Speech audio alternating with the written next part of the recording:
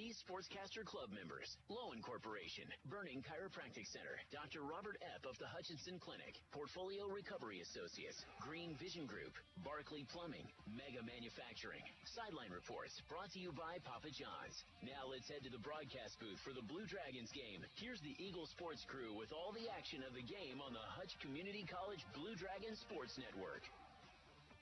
Well, good evening, everybody, and welcome to Fort Scott, Kansas, and Frary Field as the shadows start to kind of creep across to the east, and we're getting ready for the national anthem in just a few minutes. I'm Glenn Grunwald, joined by Darren Dunn, and Darren, the number one Blue Dragons, come to Fort Scott. Opportunity for Coach Ryan Rhodes, who won his first college football game coaching on this field, to win his 100th college football game with a victory tonight, but it's not going to be an easy one. Won't be an easy one. Fort Scott now with an opportunity to show the NJCAA just exactly what kind of team it has. Cale Pick here in his third season has a team defensively that's holding teams to only 108 yards on the ground. So how good can that rushing defense be against the Blue Dragons that have kind of struggled uncharacteristically to really run the ball against teams? And one worry I think I would have about the Greyhounds is as you look at their stats defensively, a lot of the tackles come from the defensive backs and the defensive linemen. In fact, their top 10 tacklers are from those positions before you finally get the 11th leading tackler as a linebacker. So maybe as much as seeing how Fort Scott lines up defensively, maybe they don't use as many linebackers in that set. Could be just the defensive mindset that Ryan Rhodes has, but I talked to him before the ball game. He's more concerned with the ability to run of one of the quarterbacks for the Greyhounds. So we'll just have to see what's going to take place there. As, of course, he's defensive minded, so he's going to think that. But he's a little concerned. We'll see what's going to happen. The defense was so stellar against Iowa Western and against Independence. And just have been solid throughout, and also against Ellsworth, which, by the way, we're running down some scores a little bit today. This league is absolutely crazy with the different upsets we're having. Garden City goes down to Independence. That's one big win this afternoon. And Dodge City was clipped up in Ellsworth, Iowa. That was another one. There's some other ones that are taking place with national-ranked teams, but he's a little concerned about their offensive ability to throw the football. Well, for the Blue Dragons, Mark Wright has done it so well. We've just seen him, slip up a couple of times. And the two times that he's done it, one went for a pick six and the other was almost a pick six. So a lot of times his interceptions have been a little bit more costly than you'd like them to be. Situation where I also think that because we're on the road again and have been on the road 3 times already, this is be our 4th game and already 3 of them on the road with an off week coming up next week. Situation where are the guys starting to take some of the teams a little lightly? I don't think so. As this team right here, 2-0, they could be a very dangerous team. They've tasted victory, Darren, and that makes a difference in a team that has had losing seasons year after year after year. All of a sudden, they've tasted victory. They're 2-0. They're ranked for the first time, and they're playing the number 1 team in the nation. Well, ranked for the first time since 2010. That's when you've got to go back. Fort Scott was ranked number 3 to open up the season. That was coming off of that national championship run where in 2009 they went into that national championship game number 1 before being defeated by Cam Newton in Blinn College. Some of the upsets I talked about, like I said, also another score, Iowa Central, who's really playing well, 50-36 over College of DuPage. Also, we said about Dodge City losing to Ellsworth, as well as Indy getting a win over Garden City. They're going to do the national anthem. When we do that, we'll step aside for just a little bit. We'll be back with more right here in Fort Scott as we get set for kickoff coming your way in just a little bit. Darren and I'll be back on the Blue Dragon Sports Network. Hutch CC Sports on Radio is brought to you by the Sportscaster Club members, Mega Manufacturing, Burning Chiropractic Center, Papa John's Pizza, A&A Builders, Barclay Plumbing Company, Sutton Kaufman Transmission Service, Lowen Corporation, Old Office Shares, Dr. Eric Severud with Alliance Orthopedic and Sports Medicine, Todd and Cindy Miller of Home Instead Senior Care, Man Wyatt and Rice Injury Lawyers, MAYB, Mid-America Youth Basketball, Portfolio Recovery Associates, Dr. Robert Epp of the Hutchinson Clinic, and the Green Vision Group of Hutchinson.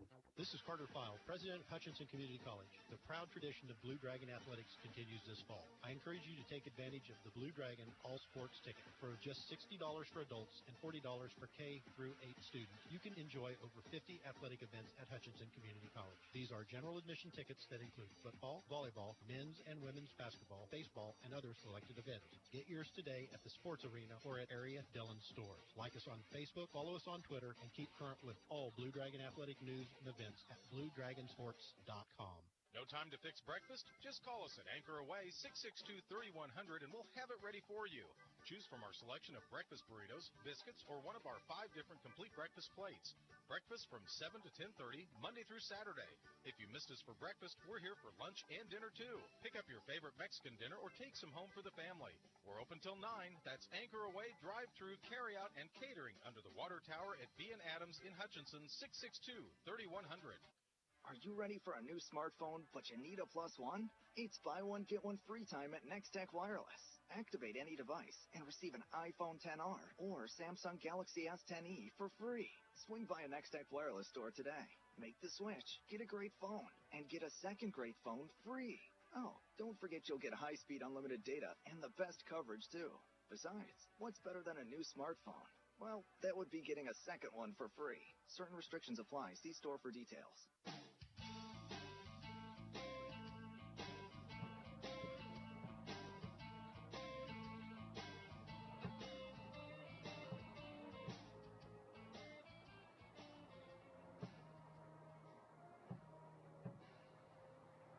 And there's your national anthem played by the Fort Scott Pep Band.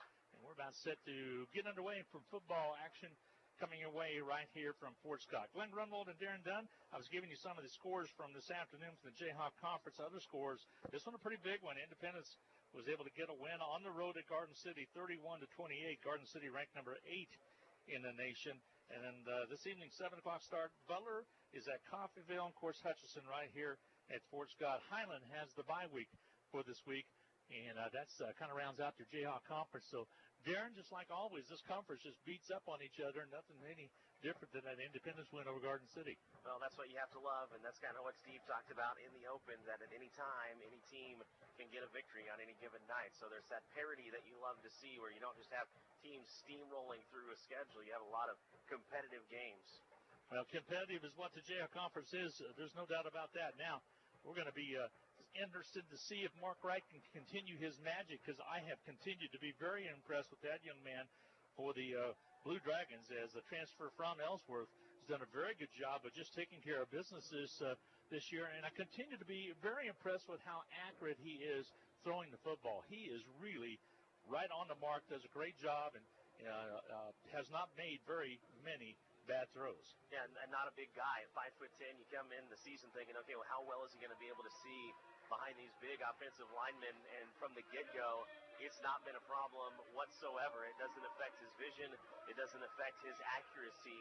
He's thrown 7 touchdowns on the year to those just 2 interceptions. He's knocking on the door already of throwing for 600 yards on the year. Yep, he's 51 out of 80 for a 63.7% completion rate. Just under 600 yards, 593, and per game average of 197. Also in the rushing department, and you were concerned last week. We were so glad to see it, a different Blue Dragon lead in rushing. And Trey Coleman was able to get that accomplished last week in the ball game than it has been Mark Wright for the first 2 ball games we've had this year. Yeah, we're seeing a little bit of a difference. You know, last year Desmond Jackson was able to be kind of your 100-yard a game rusher, but if you go back and look at his stats, he really was doing that with 7 carries a game, because he had a 97-yard record rush against Garden City. He always had the big runs that we haven't seen from these backs yet. So Trey Coleman, yeah, he leads in the rushing department. I think it was 61 yards last week. With as much as this team spreads the ball out, you might be lucky to get a running back with 75 yards on the ground. We've had the captains out at midfield. We'll check and see how the coin flip went, and we're about set to get underway. When we got here, this part of the stadium was shaded, but now the shade has extended all the way to the far sideline, including about all but the top 2 rows of benches on the visitors' side. And anyway, it's starting to, people over there are facing the sun, but not being too bad. And we'll see what's going to happen. Is it will be Ellsworth kicking off. Will be kicking off from the south. So we're about set to get underway here in Fort Scott. Hutchinson will be defending the goal line to our south. And we're about set to get underway. Darren, I expect for the Greyhounds to come out and really throw the ball. We'll see what the Dragons did against Iowa Western. They went with little safe flat throws in the flat. Yeah, I'm most excited right now to see Tyon Evans, to see what he can do. Had that huge kick return last week. He got the special teams player of the week. He's averaging over 41 yards per kick return. Let's see if Fort Scott can keep him in check. All right, here we get set, and we are about set to get underway. So glad to have you along on this beautiful Saturday evening here in Fort Scott, Kansas. They will tow it up, and we will get set to get underway. Kicking it off will be Johnny Kilgo. He's out of Gadsden, Alaska, and he kicks it off, and it's going to be controlled by the Blue Dragons. They'll straight across the 30, up to the 35, up to the 40, breaking loose as Evans to the 45, and he's finally brought down at the Fort Scott 44-yard line. Great return by Evans as he popped one for 95 yards and is able to come up and get it done. Great job. And that ball was kicked short, so Cameron Henderson that picked it up. I saw the 5. From the up back spot and did a good job with it. Johnny Kilgo makes that touchdown-saving tackle. Yeah, he sure did. So Hutchinson with the great field position as we start this contest. As it's set up at the 44-yard line, and that would be Fort Scott's 44-yard line. Hutchinson quarterback in the gun is Mark Wright. He'll send a man in motion, and now he'll turn around with the play-action pass, throws it on the left side. Catch is made on the far side, and scrambles forward. Carey picks up about 7 yards on the catch. That was Clary on the catch. Keon Clary for Hutchinson. Just his 4th reception of the year. He's a freshman out of West Columbia, South Carolina. Remember, they've had some injuries along that receiving core. The Blue Dragons do get Craig Burt back, though. He's suited up. Good to see him back in the Blue Dragon lineup. They'll split wide out twins to the right side. Single on the far side. They'll send that man in motion to turn the pitch. They're going to try to turn the corner, and they do get it down to about the 31-yard line and have the first down, and carrying the ball was Lewis Wallace. I think the thing I like so much about this wide receiving core for the Blue Dragons is you see them on one play make a big catch, and on the next play they're blocking for a teammate, and that was the case with Clary, who catches the opening ball and then tries to set that edge there for the run. Corliss Braham was who the end around was. He'll split wide out left on the left side again. This time they send Marshall in motion in a tight end spot. He'll set up on the left end. Here's Wright. The turn to give quickly to Collins, and he's going to be wrapped up very quickly for a loss on the play. And Aaron's had a hard time getting going, but that one does not go against him. The offensive linemen have got to hold that block a little bit longer, try to have him pick the hole. Loss of about 4 on the play. 2nd down and 14 from the 36-yard line of Fort Scott. Yeah, the minute he took the handoff, Nate Shook was right on top of him for his 8th tackle and 4th tackle for loss on the season for the Greyhounds. So back in the shotgun with a couple of running backs at his side is Wright. He'll keep it himself, and now he pitches on the outside at the very last second. And Coleman took it forward, got the yardage that Collins lost, and plus a couple more. So it's going to bring up a key 3rd down and a right around 7 mark for Hutchinson. Nose of the football right at the 28-yard line for Fort Scott. Got the best you can ask for to gain back what you lost and then a little bit. Collins on his left hip, and again, Coleman on his right hip. Mark Wright back to throw. Looks downfield, has it rejected, and is caught on the deflection of Collins. He's down to the 25, now down to the 10, and tripped out of bounds at about the 8-yard line. That ball was popped up in the air, but directly over to Collins, and he took off down the left side, and Hutchinson will have it 1st and goal. Yeah, probably a good thing he snags that ball out of the air because the officials had a decision to make whether that ball was fumbled or was going to fall incomplete. So heads-up play by Aaron Collins, and on a broken play, it's his biggest play of the year. So 1st and down for the Blue Dragons at the 7. 1st and goal from the 7. Wants to throw the ball left side. They'll jump for it out of bounds. Intended over there for Braham. And it's out of bounds too far over his head. And it brings up a 2nd down and goal from the 7.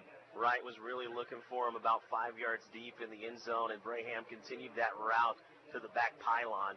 So that ball was already out of bounds before Braham was able to turn around and see it fly past him. Braham's had a good season so far, and he'll split wide on the left side again. And they'll go twin sides on the right with Tinsley in the slot. The hit out to Collins. He walks into the end zone. Touchdown to Hutchinson. Blue Dragons on the board, 6-0 with 12 minutes to go in this first quarter of play. Aaron Collins just walked into the end zone from 7 yards out on a counter on the right side. That's got to be a confidence booster for him, his first rushing touchdown of the year. So they'll come in to kick the extra point. It'll be Sebastian Garcia will do the kicking. Nolan Arrington, the holder for Hutchinson. Seabass gets set for the point after. Here comes the kick. It's up on its way, and it is good. And with 12 minutes to go in this first quarter of play, Hutchinson takes a 7-0 lead. We'll be back for the Hutchinson kickoff coming your way from Frary Field in Fort Scott. We return on the Blue Dragons Sports Network. We all like to save money when and where we can, right? You can do that every day at Salt City Pawn and Jewelry. Hi, this is owner Paul Phillips inviting you to stop in and say hi to our friendly staff. And while you're here, check out over 3,000 square feet of great merchandise priced at outstanding values. We don't have to offer huge sale prices for one day only when we do that on a daily basis. Save big over retail prices on firearms, electronics, guitars and amps, name brand tools, video games, jewelry, and more. See us at 916 East 4th and Hutch, just east of 4th and Severance. We're proud to be alumni and supporters of all Blue Dragon athletics. Well, just like that, 7-0 Hutchinson on the board. A nice drive by the Blue Dragons after the up-back returned it on the kickoff into Fort Scott territory. Good job by Hutch. Yeah, near disaster. You remember last week against Iowa Western, started off with near disaster, and you end up with a touchdown. Same happens here. 7 plays, 44 yards, covers just 3 minutes. Greyhounds will send 2 back to receive. Nearest to us will be Gary Ayer, and taking it will be Jackson on the right side. Good blocking, and ball's loose, but then it's going to be covered up by Fort Scott right at the 25-yard line. So 1st and 10 from the 25 for the Greyhounds. And Hutchinson got back on it quickly. A little flurry over there. I think Jackson held on to it. Actually, they'll mark it. Yep, it's right at the 25. So we'll see who's going to start quarterback. It will be for Fort Scott. They'll have Oliver at the running back. The quarterback will be Carlos Davis, and he runs a little bit more than Bartlett does.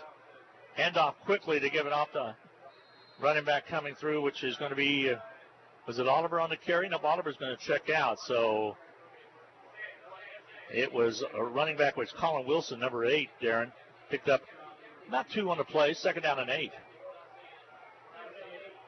So Davis back in the shotgun, empty backfield, wants to throw the ball, bounce passes it, but that won't count. He tried to go to wide receiver Denzel Mooney, and it hit the turf first. So 3rd down call coming up. Now Mooney is just wide open. You couldn't ask for a better spot for him to find that window in the defense, and unable to connect. Might have been hearing footsteps. Not sure about Carlos Davis. Again, we'll get to his numbers here in a little bit, but both quarterbacks that they have been just about identical in passing. Back to pass, Davis pumps it once, goes long, has a receiver out there, and John Giles, the intended receiver, into double coverage. Nice job by the Blue Dragons defense with coverage out there, trying to break that one up. Yeah, Jacorian Bennett maybe playing with him a little bit, trying to get that throw to go down the field, and gets it. John Giles, the best wide receiver for the Sports Scott squad, has 18 receptions on the year.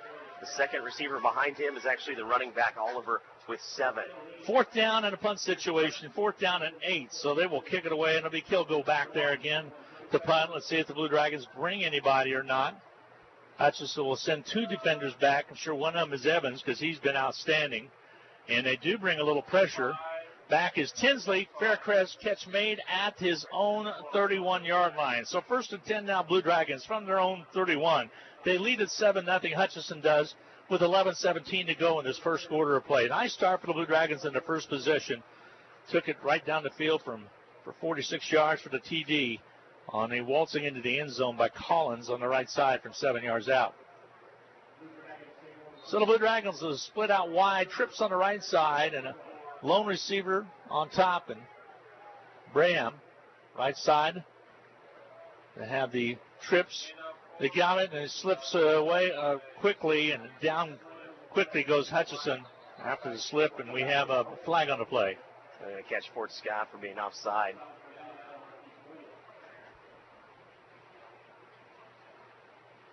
So offsides is going to be called on the defense. Trey Coleman slipped just a little bit as he was in that backfield, and they pick up the automatic 5. So 1st and 5 now. Ball's on the 37, 1st and 10 for Hutchinson. Shotgun set. Now Coleman will switch to the left side. Trips on the right side for Hutchinson. Mark Wright gets the ball. Back to pass. Steps up. Throws the ball long. Has the receiver open. Catch is made. Nice catch made by the Blue Dragons. Again, that was Braham. Went up high right at the 35 and brought it down. First down, Dragons inside of Greyhound territory. Nifty catch, Dan. Had his coming out party last week against Iowa Western. Those 3 receptions and a touchdown. And showing how valuable he can be with guys like Kareem Brown sidelined with injury. He's been the go-to tonight. He's split out wide on the left side. Tinsley in the slot on the left. Keeping it will be Wright. Picks up some yardage down to the 30 and finally slides forward to the 29-yard line. Short of the first down by about 3 yards. So I'll bring up a key second down, and we'll call it 4. Pickup of 6. A design play to hit Coleman out of the backfield. He noticed that was covered up. Didn't want to make a mistake. Just pulled it down for the run. Right. Waist high, snap, hands it off, gives it off to Coleman. Coleman around the right side, 25. Breaks the tackle, goes all the way down to the 21. He should have the first down easily. And they'll move the chains. And Coleman picked up right where he left off last week with some really impressive running around that right side. Well, there's where you have to be worried if you're Fort Scott defensively. It takes 2 guys to stop Coleman when he was dead to rights with 2 defenders in front of him. Wes, he's from West Monroe, Louisiana is where Coleman is from. Parents make the trip up quite often. Wright will look to the sidelines. Gets the play in now. Resets. Coleman on his right hip. Another running back in there for Hutchinson is Cross on the left side. Goes right side on the throw. Just about a tremendous catch, but incomplete in the corner. Craig Burt was the intended receiver in the deep corner by the pylon. Incomplete. He's got great size at that wide receiver position at 6'4". Only thing he could have done better is get that other hand up there. And remember, that's part of that arm that he entered on that touchdown catch a few weeks ago against Independence. Didn't go up with the left one, just went up with the right one, so probably true to form there. Second down and 10. Ball on the 22 of Fort Scott. Right to quarterback. Waist high snap. Gives it off to Coleman. Pops to the outside. Has some room. 20. Now he dances outside again and stumbles across the 22 to 15. Still spinning out of bounds at the 14-yard line. And they'll mark him right there at the 14. He'll check out of the contest. And a fresh running back will come in. Tinsley will split out wide. Now Coleman back in. Now he comes out. And they'll substitute Collins in for him. So 3rd down and 2 now facing Hutchinson. All that running got him about 8 yards, but did a nice job across the 20 to go out of bounds at the 14. 9:39 and counting to go. First quarter play. 7-0 Hutchinson on top of Fort Scott. So glad to have you along on KHUT Hutchinson. Handoff to Collins. Splits away. He's tackled right at the 15. Might even lost a yard. And one player's helmet comes off, and he will have to check out the contest. Well, right now, the one place the Blue Dragons are struggling is running that ball between the tackles. Yeah, when you get to the outside, they're okay, but you got to have something open up once in a while inside, and they quickly will substitute. Loss on the play, 4th down and 3, and a timeout's taken by the Blue Dragons. So we'll get a break in as well. Again, 9:10 to go in this first quarter of play. Hutchinson, again, with the lead 7-0 and facing a big 3rd down call. We'll be back with more on the Blue Dragon Sports Network right after this. Hi, Brian Bobo, General Manager at Midwest Toyota. Can you believe it's already Fair Month? Well, at Midwest Toyota, we have fair savings all month long. Like 2019 Avalon, $10,000 off MSRP. 2019 Toyota Highlanders, $5,000 off MSRP. And up to $6,000 off of 2019 Tundra. Fair savings all month long. Hurry out for best selection at 1100 East 30th or online at MidwestSuperstore.com. Includes all rebates.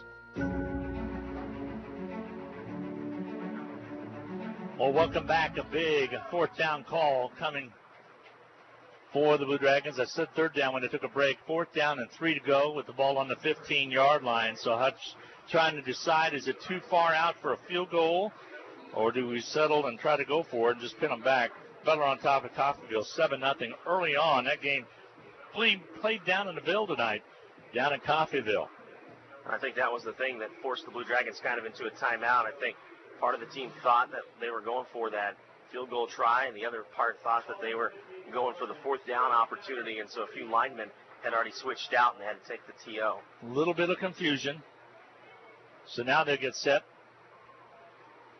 Right, about 4 yards back, gets a snap, fakes the handoff to Collins, rolls to his right, still rolling, trying to get the first down to the 10, to the 8, to the 7. Let's see if he's close enough, and I think he might be. Yes, he does. He has the first down, so it's going to be 1st and 7, 1st and goal on the 7-yard line. Mark Wright with a scramble around the right side.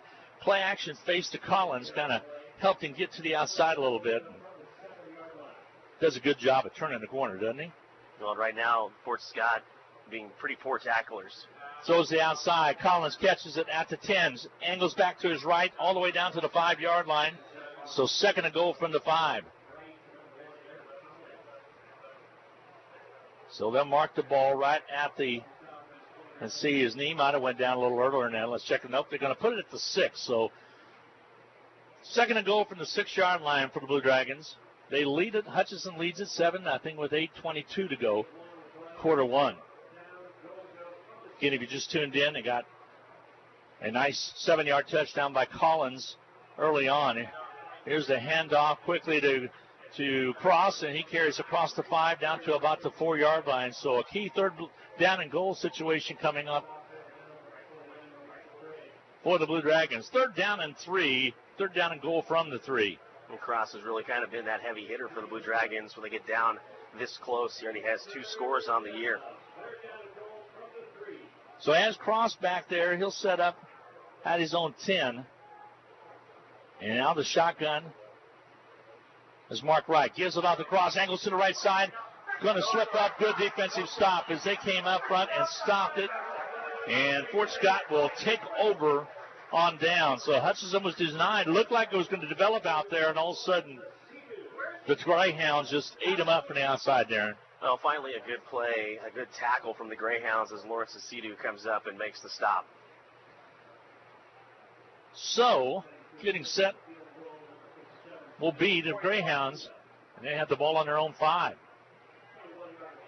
Check that. It's 4th down now. Now it's 4th down. Garcia with the kick for the field goal is up and good. So I thought that it was already 4th down, but it's a field goal for Garcia, and Hutchinson takes a 10-0 lead as he gets set for the kickoff. So we're going to take a break. We'll be back with more from Fort Scott, Kansas. Garcia with a field goal to make it 10-0 with 6:59 to go in the first quarter of play. We'll be back on the Blue Dragon Sports Network right after this. It's football season, when the weather is warm one day and cold the next. Stay ahead of cold and flu season by drinking plenty of liquids, getting enough rest, and keeping your hands sanitized. Come see the friendly folks at Ashcraft Pharmacy, your locally owned Health Mart pharmacy, for over-the-counter medications to help alleviate symptoms. And if you need a prescription, we offer free mail-out, free delivery, or call ahead for our handy curbside service. Go Dragons! From Ashcraft Pharmacy in the Hart Shopping Center, South Hutchinson, and Health Mart, caring for you and about you. Garcia's field goal from 21. I looked over the down marker, and it was 4 already. And Darren, I thought that was the 4th down and it had taken over, but they were just saying now it's 4th down. So a nice field goal by Garcia. Fair catch kick made, short kick. It's going to go to about the 37-yard line. Rather than risk a return, Hutchinson is going to favor their defense with a short field. So it'll be right at about the 36 is where they're going to mark it. 1st and 10 for the Greyhounds. And we're seeing more and more of that by coaches that don't want to get the big return to keep momentum back on the side. That's faith in your defense. Yeah, first time we've seen that from the Blue Dragons since the game against Independence. All right, in there, a new quarterback for the Greyhounds, and he sidesteps one defender all the way, has the first down for the Greyhounds right close to midfield, and that's going to be Carlos Davis. He's out of Baltimore, Maryland. They rotate the quarterbacks, Davis and then sometimes Bartlett. Davis was in there the last set, and he's in there again. But he had some good results right there. It was a nice pickup for Davis. Really strong run. Ball's at the 49, the Fort Scott 49. Davis claps his hands, looks to the bench. They'll reset the play. Now he gets set. Claps them again, and here it comes on the snap. Gives off to his running back. With the football, it's going to be Oliver. Oliver turns the corner on the outside, picks up about 5. So second down and 5. Inside Blue Dragon territory, 2 to 45-yard line. Solid blocking on that left side of the line. Opened up a rather large hole. So Hutchinson defensively tries to clamp down here a little bit. Back to pass, right side. Oh, just about a pick, but a quick tackle made on the outside by the Blue Dragons as defensively for Hutchinson coming and closing really quickly out there was Justice Gardner. Just as soon as the offensive player made the catch on that right side, Gardner was there. Third down and 5 now.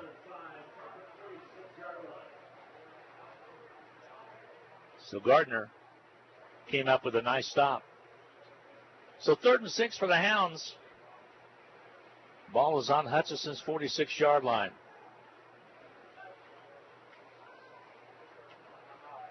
Davis looks to the bench, long time, and they called a timeout just in time as that play clock was just going to 0. So a timeout on the field. We'll get a timeout as well. So with Hutchinson leading at 10-0, 5:36 remaining to go in this first quarter play. Greyhounds facing a key 3rd down and 5 from the Dragon 46. This is the Blue Dragon Sports Network. In need of a business loan? With the First, you are promised personal service and commercial lending. Whether your business is just getting started or you're ready to expand, the First has solutions to help make your business successful. We're first for you. Find out how our loan experts can help. Visit fnbhutch.bank to get started or stop into a location nearest you. First National Bank of Hutchinson, member FDIC, equal housing lender.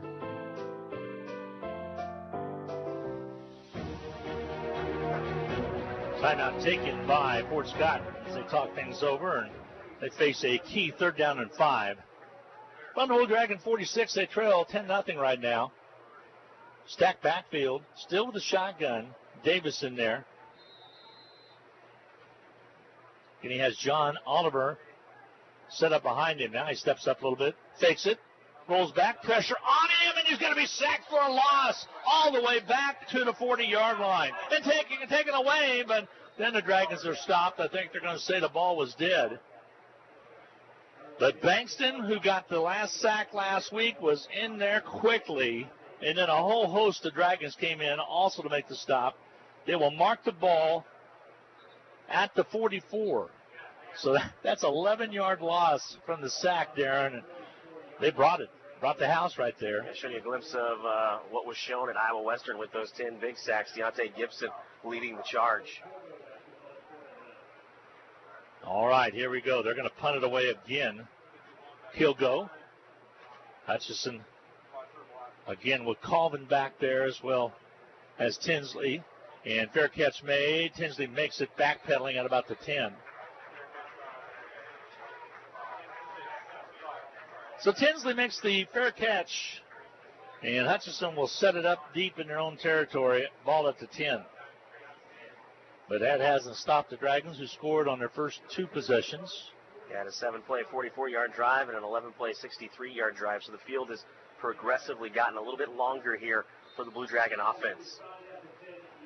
So Mark Wright will lead his team out. They'll split wideouts on the right side. Tinsley and in the slot. Also Craig Bird out on the far right. Graham on the left side. So twins to both sides of the field. Wright fakes it, throws it on the outside. Catch is made. Fumbled ball, and let's see, they're going to say he was down. They're going to say, yes, he was down on the turf. And it looked like the catch was made by Clary. Yeah, his second of the game. Second and 1, 9-yard pickup on the pass. When he came out down on the turf, the ball popped out. Mark Wright, shotgun. Waist high on the snap. Gives it straight away, right up the middle, close to the first down. See the actual mark is going to be. It's going to be short, I believe. Pick up about a half a yard by Coleman. And none of the Blue Dragon running backs really finding much room so far between the tackles. This might be where you play action pass one here and just do a go route. Third down and short, though. Here you got to pay attention and get the first down. So 3rd and 1 now from the 19 for the Blue Dragons. Well, keeping himself and picking up the first down is going to be Mark Wright. He did the play action to Coleman, who actually faked me out, and then across the 20 to the 21 up to the 22-yard line. Pick up of 3 for Mark Wright. Yeah, he stretched that defense out just enough to find some room, that little wiggle room up the middle. 3:19 to go in the first quarter play. Hutchinson leading 10-0. Hutchinson soccer putting it on Heston right now as well. That's at the Salt Hawk. And there's a sack, big sack by Fort Scott, as they got a hold of Wright and just slammed him down.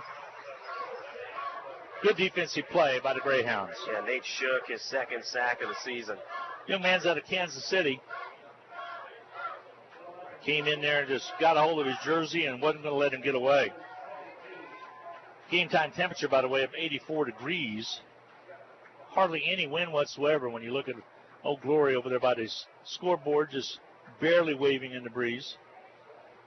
Mark Wright, the quarterback, 2nd down and about 16 or 17. Pass inside of Tinsley, has some room. He's across the 20, spins forward to about the 21-yard line. So he picked up a little bit of room, but actually it's going to be a loss of about, well, yeah, it was a pickup of about 2 to 3 on the catch and carry. 3rd down and 11. That was a dangerous pass over on the right side. Kind of expect Fort Scott maybe to jump the route, but they did not. Tinsley made the catch.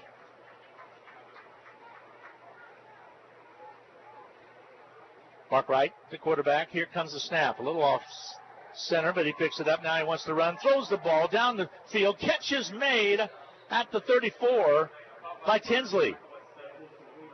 Stop was made by the Greyhounds.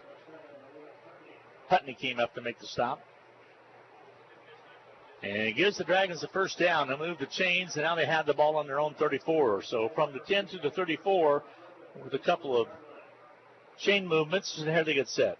Mark Wright barks out the signals, gives it quickly away to his running back Hollins, and takes it up front and picks up maybe 2 to 3 yards. First time you really saw some room open up there between the tackles. So even though it hasn't been working, the Blue Dragons still knocking on that door, trying to force the will.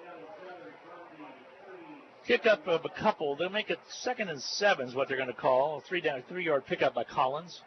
So this time trips to the left side. Single wide receiver to our near side. Comes the snap back. The catch made on the left side. A little bubble screen. The catch is made. First down marker is good and carries across just short of the half midfield. Great catch over there by Burt.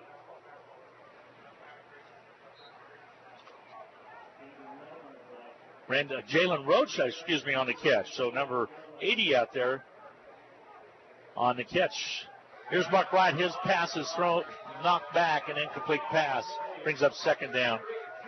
Bakari Jackson, one of the linebackers, in there immediately. And no way Mark Wright was going to be able to throw that ball over the top of the 6-foot frame. Couldn't tell if they brought the blitz or not. If not, they really got back there quickly, and Wright had that one put back just like a volleyball kill right back in his face. So he picks up the play now on a big 2nd down and 10. Nose of the football on the Hutchinson 48-yard line. Mark Wright. Turn, gives it off to Collins, trying to get wide. He gets caught outside and might be a face mask, as getting a hold of him was number 32, Darren. That was Dion Woods, and I'm not sure if he might have got him by the ear hole or the face mask, or it might be a hold also. I think you're going to get the face mask personal foul variety and move this up 15. I'll talk to Coach Pick, explain it to him, and 2 flags flew. Somebody was on him just as soon as he got back there. Hold on the offense. They'll offset that. It's a result as a 3rd down, so it was not a grab. it will be the hold. And that's usually that when it comes from there, but I thought maybe I saw his head spin around. There's a head of binoculars on him, but it'll bring up 3rd down and long from the 45. So Hutch with trips to the left side, more than likely a passing situation on 3rd down and 13. Hutchinson's mark right, back to pass. Looks up, throws the ball across, and it's deflected out of bounds. Coming up to make the big hit out on the ball was Jackson. Now the linebacker spot, and it'll be 4th down in a punting situation for Hutchinson. So the Dragons were held with 6 seconds left to go in the quarter. They will have to punt the football away. And Jackson comes up with 2 pretty big bats on passes. So Arrington will come in and punt the ball away. He'll sidewind it and gets a nice punt. It's Shanks actually out of bounds. When I say nice, I was looking at the trajectory, but it went way out of bounds. Let's see where they mark it. Fort's got to have good field position. Usually those sidewinders, you can really get them to go downfield, but on that case, it'll be excellent field position for Fort Scott. It's 9/10 of a second left to go in the quarter. Yeah, it only ends up being about a 12-yard punt, 12-yard punt.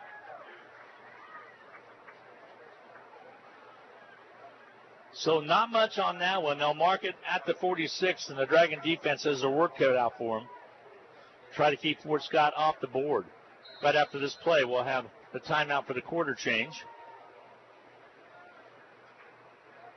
Here they want to throw the football, and they'll keep it in a big run open, and it's wide open for the quarterback Davis, and he'll take it in for 6. Quarterback draw basically, and he took it right in for 6, and the Greyhounds are on the board 10-6 as time elapses in the first quarter. Major meltdown there as ball was on the 44, took it 56 yards on the run. Yeah, it really felt like Rocky Itogi got away with a hold that opened up the middle of the field for Davis. So now they're going to kick the field goal. Robertson will be the kicker and try to pull Fort Scott within 3. Here's the hold and the kick. It is up and it is good. And your score is time right out in the first quarter of play. It's Hutchinson 10, Fort Scott 7. We'll return for the Hounds kickoff. When we return right after this on the Blue Dragons Sports HCC Radio Sports Network. on Radio is brought to you by the Sportscaster Club members. Mega Manufacturing, Burton Chiropractic Center, Papa John's Pizza, A&A Builders, Barclay Plumbing Company, Sutton Coffin Transmission Service, Lowen Corporation, Old Office Shares, Dr. Eric Severud with Alliance Orthopedic and Sports Medicine, Todd and Cindy Miller of Homestead Senior Care, Man Wyatt and Rice Injury Lawyers, MAYB, Mid-America Youth Basketball, Portfolio Recovery Associates, Dr. Robert Epp of the Hutchinson Clinic, and the Green Vision Group of Hutchinson. Hi, this is Rob, and I want to tell you about one of my favorite places in Kansas to get a melt-in-your-mouth cheeseburger. It's RV Drive-In, where they've been serving up fresh food, not fast food, since 1948. They're famous for their burgers, but you can also try their homemade pork tenderloin sandwich, patty melts, BLTs, and so much more. Tuesday, Thursday evenings, Friday, and Saturday, they make their homemade onion rings that are the best I've ever eaten. RV Drive-In, Kansas' oldest drive-in at 201 East Avenue A and online at rvdrivein.com. Go Blue Dragons!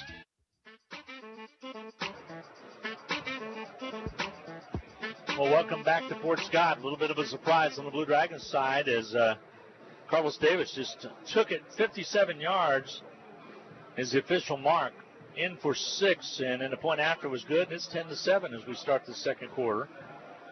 And he was just off to the races. Once he hit the 40, Darren, there was nobody. There was a little contesting down around the 10-yard line, but he was able to angle in easily.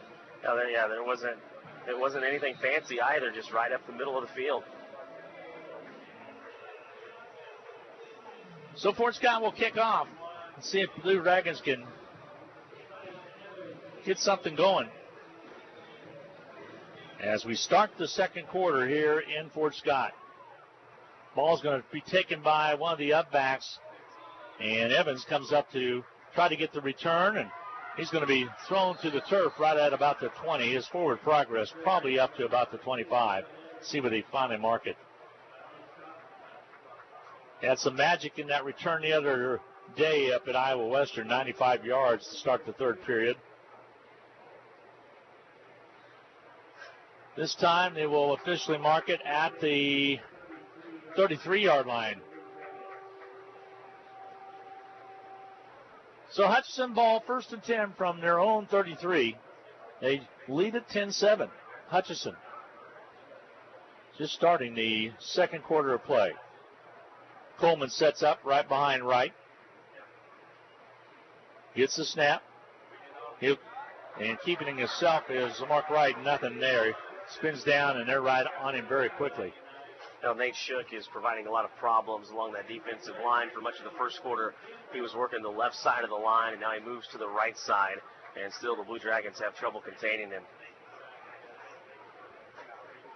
14:31 clock moving along here in the second quarter of play. 10-7, Hutchinson in a tight one. Up by 3. Right to quarterback. Low snap, but he gets it, comes up, steps up, looks to his right side, still with the ball.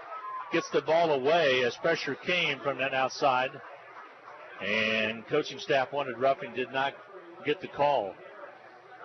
Wright saying, hey, he also had a hold of my helmet, ref, but to no avail. They're saying that Wright was outside the park is the explanation coming from the PA announcer, so thus the reason for no foul. So 3rd down and 11 now for Hutchinson. Blue Dragons need to make something happen here as Fort Scott, after scoring, really have revitalized their defense. And neutral encroachment by the big man, Mr. Williams. That's Marquise Williams, the defensive lineman. He's out of Seattle, Washington. He broke the encroachment. A little encroachment right there, broke the neutral zone, and be a 5-yard penalty. So 3rd and 6, we'll call it. Ball at the 37. Hutchinson's 37.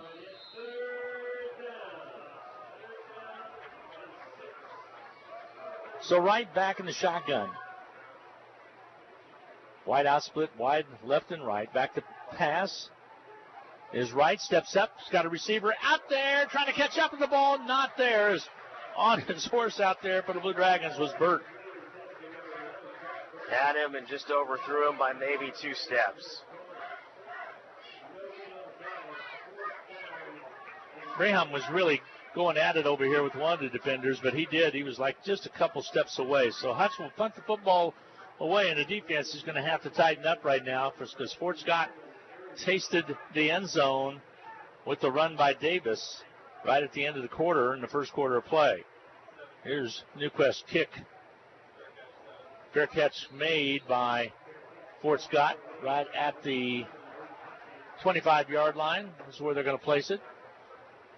So Fort Scott with the ball now on their own 25. Yeah, much better punt that time from Arrington. Remember, he was a high school punter, and they asked him to kind of be the backup guy this year, and he's getting an opportunity here at Fort Scott.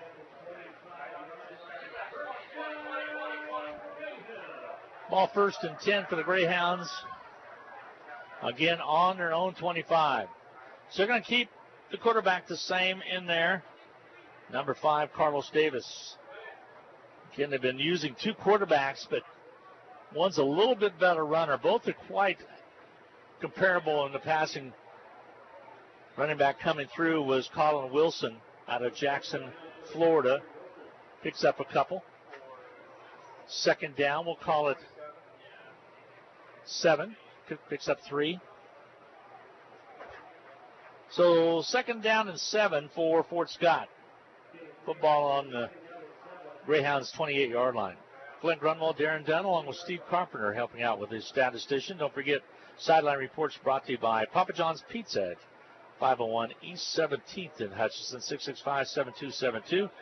Brandon McKay's back in a couple weeks. Ball run on the left side, nothing there as the Dragons defense came out strong.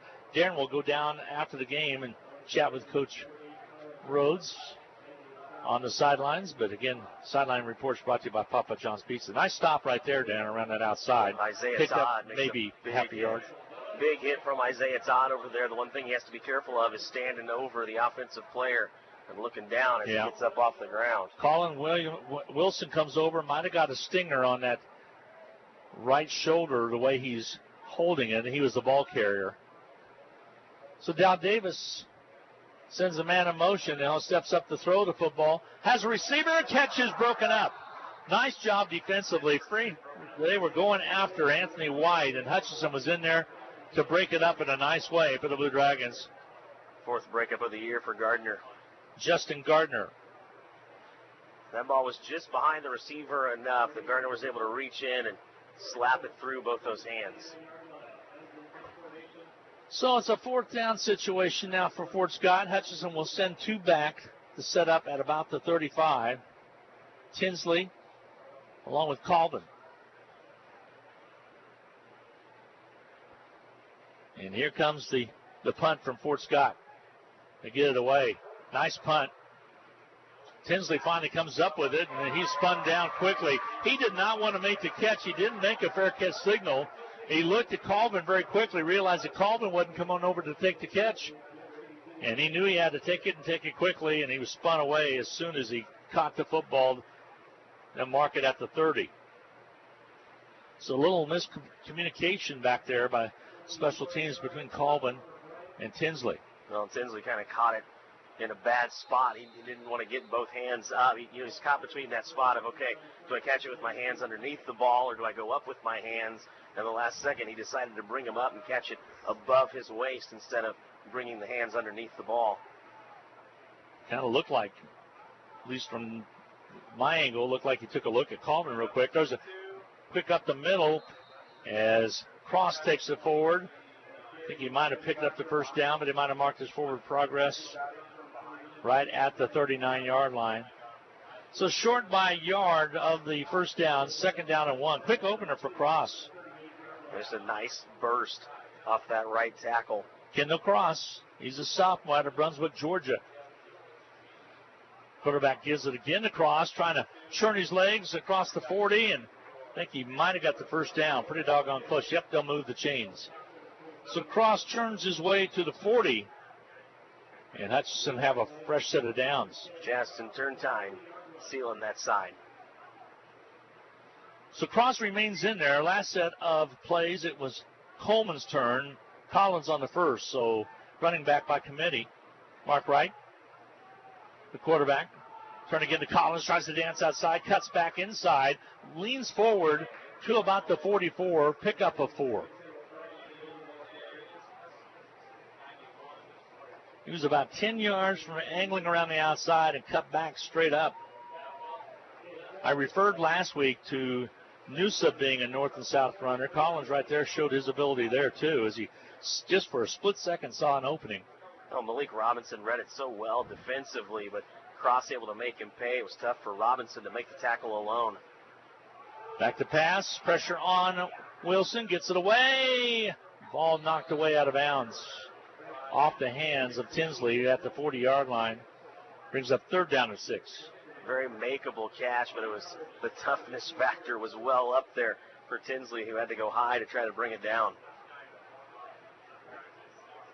One thing that forced that pass so quickly, he had Dion Woods breathing down the neck of Wright as he released it. All right, third down now, facing Hutchinson. 10:56 to go in the second quarter play. Hutch leads at 10-7. Back to pass is Mark Wright. Steps up. Catch is made. And then a tackle broken. First down. A nice catch by the Blue Dragons, number 81 out there, Keon Clary out of West Columbia, South Carolina. And did a good job of coming up with that. We do have a new quarterback in there. That time it was Hutchinson's Sharif Brown has came in to throw the ball, and that was Brown throwing the football. So Brown comes in place of Mark Wright. Sharif out of Stockbridge, Georgia. Gives it this time off to Evans. Tries to turn the corner around the 50, and he has his legs taken out of him right there. Loss on the play of about 3 yards. So the Greyhounds came hunting on Mr. Evans.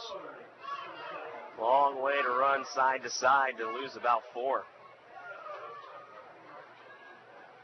Clock moving with 10-11 to go in the quarter. We're in the quarter number 2. Hutchinson 10-7. Hutchinson led 10-0, but then a 57-yard run by the Fort Scott Greyhound quarterback Davis. Right as the quarter was expiring, got 7 on the board. Back to pass over to Evans.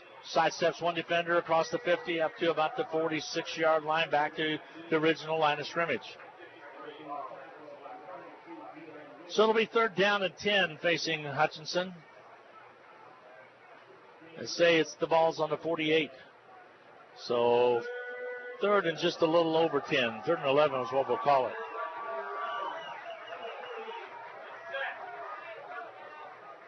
Hutchinson was set, and then one of the referees came in and stopped play. Now he'll get set and release. Here's Brown, the quarterback, looks to the bench. He has Evans on his left hip. Graham split out wide on the left side. Trips, and a timeout's going to be taken by the Blue Dragons. So some confusion possibly with a new quarterback in there with 9:06 to go. We'll get a break as well, as we'll be back with more coming your way right here on the Blue Dragons Sports Network. We'll be back with more from Fort Scott right after and the Hutch Blue Dragons have a lot in common. In addition to our logos both being blue, all 3 pharmacists at the Medicine Shop graduated from HCC. Rick Stone in 1984, Brent Bellman in 2001, and Lacey Stone in 2007. In fact, the Medicine Shop has employed over a dozen HCC students over the past 15 years who are now Kansas pharmacists. The Medicine Shop and the Blue Dragons working together as one team. 9:06 remaining to go in Fort Scott in the second quarter of play. Hutchinson facing a key 3rd down play, leading at 10-7. And Darren, when you call up on there, it looks like a passing play, but you got a new quarterback in there, and evidently they weren't all on the same page. Yeah, I think it starts off as a passing play, and if you need it, Brown has the legs just like Wright. He's shown his mobility before. Darren Dunn doing both sideline reports as well as color commentary tonight. Back to pass. Here's Brown. Steps up. Goes long. Has a receiver open. Can't get to it. As Tinsley was out there at the 10. Might have been thrown a little bit behind him, but that was a good, strong throw, and it brings up 4th down in a kicking situation for Hutchinson with 9 minutes to go. Well, he had him open to the outside, and he threw him back inside. If he throws it more toward the numbers where his route is, it's 6, but he throws him more inside the hash marks, and it's too far for Tinsley to try and cover as the defender was bearing down on him. When I looked and saw where he was going to, there was separation between he and the defender by about 3 yards. But the ball was just off its mark. Here's the snap back to Norquist, and gets down there, and they'll take a Blue Dragon mark of bounce and be down at the 3-yard line. Hutchinson had good coverage down there, but the first up man flew by the ball. They'll mark it officially at the 3. Pretty good punt by Newquist. Well, easily the best punt of the night from Arrington, and it just dies right at the 1-yard line. It comes back to the 3. 8:49 to go in the second quarter of play. And that looked like a little bit of a wedge shot, maybe out of a sand green, as it just spun away. I thought it was going to go in the end zone and kick back to the right side. So 1st and 10 from the 3 for Fort Scott. Hutchinson would love nothing more than a turnover in this situation deep for the Greyhounds. But the Greyhounds have played well since they got that touchdown on the board. They have made a very interesting whistle before the play. And I think the Blue Dragons might have got the timeout taken, as they didn't like something they saw offensively by the Greyhounds. We will get a break in as well, as we will be back with more right here on the Blue Dragons Network. 8:49 to go in this first half of play. It's Hutchinson 10, Fort Scott 7. We'll be back with more from Frary Field on the Blue Dragons Sports Network right after this. Getting the most back from your tax return starts with getting the most expertise. H&R Block has more enrolled agents than any other tax preparation company, and we guarantee the accuracy of every return prepared by our tax professionals.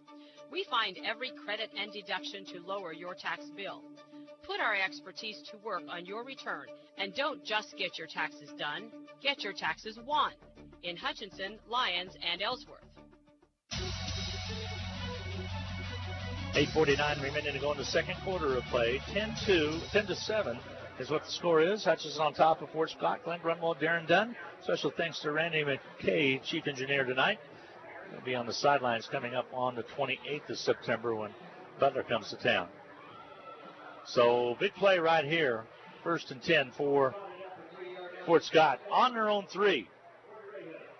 Hutchinson defense senses they can get something done. See if they run a safe play. They'll throw a pass on the outside, incomplete pass. So 2nd down and 10 now from the 3 for Fort Scott.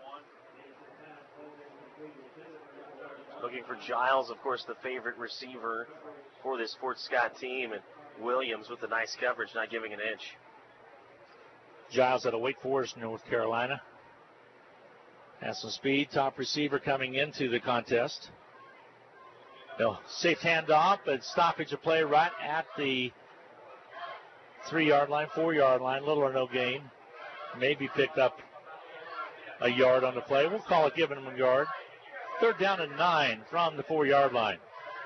So Hutch with a great opportunity to make Fort Scott punt out of their own end zone, and all kinds of good things can happen for the receiving team when that happens. It could step on the end line. It could be blocked. It could be muffed. I mean, by way of a bad punt. Hutchinson shows blitz, but pulled back again.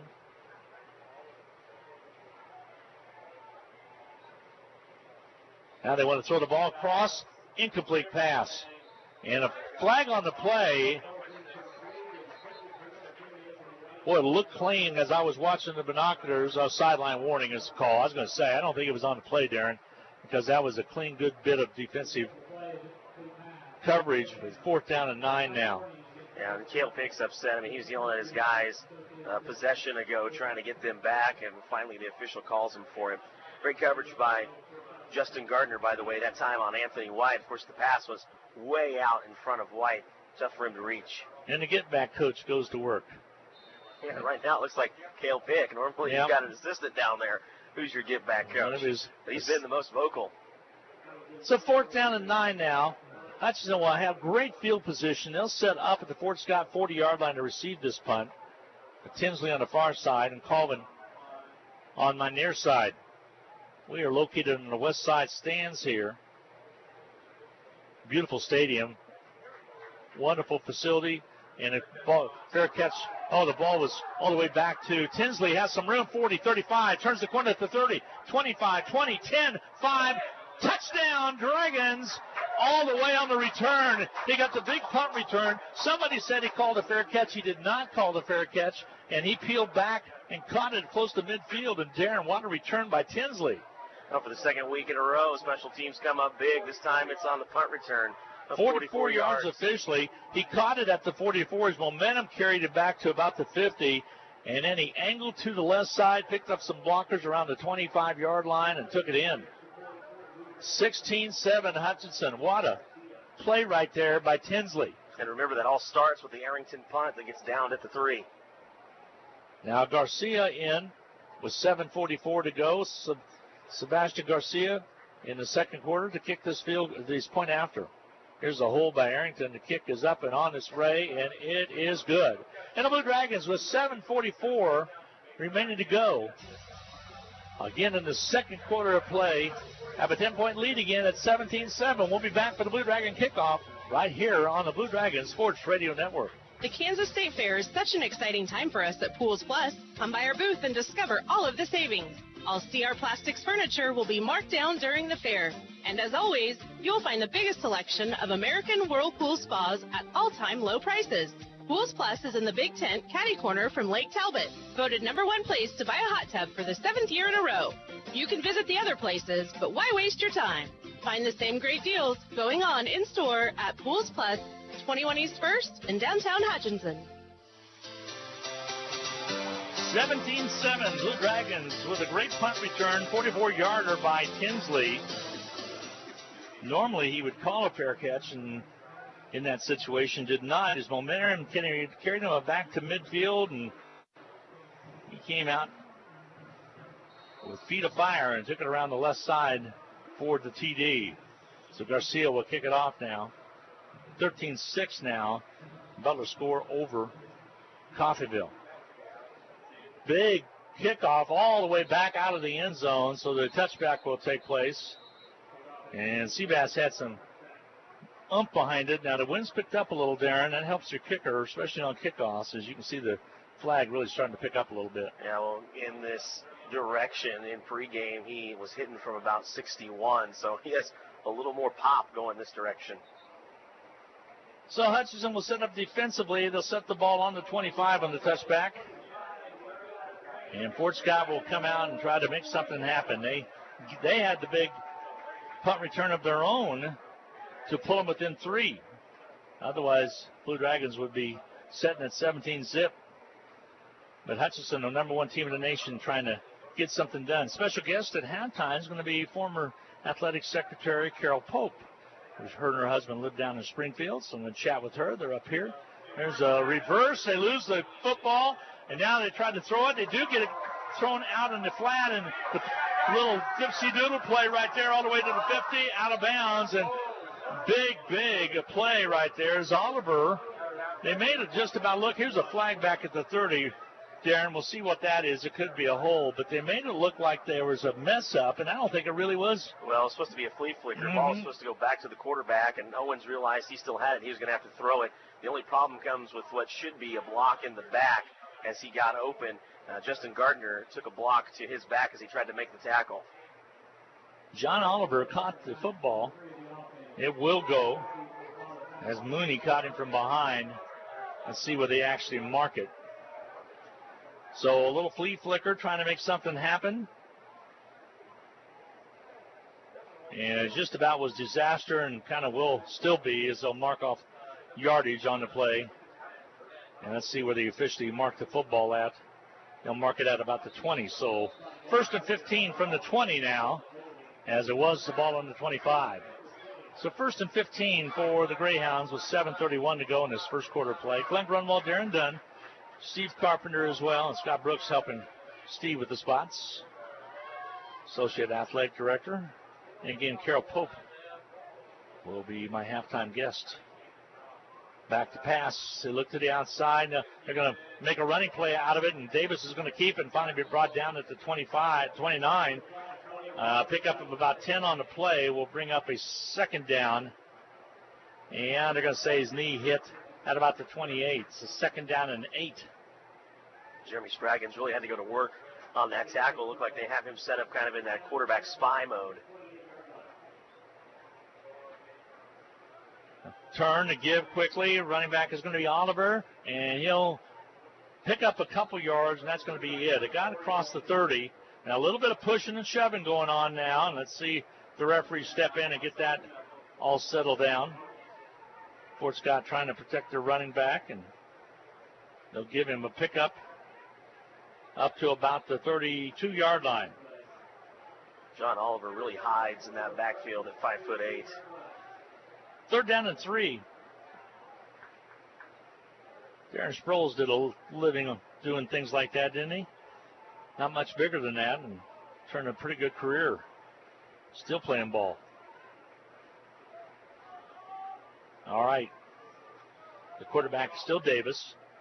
Throws on the left side, a little bubble screen, doesn't go anywhere. It was sniffed out in a big play made by the Blue Dragons. Ronald Williams saw that play from the very beginning, shed his blocker, and made the tackle.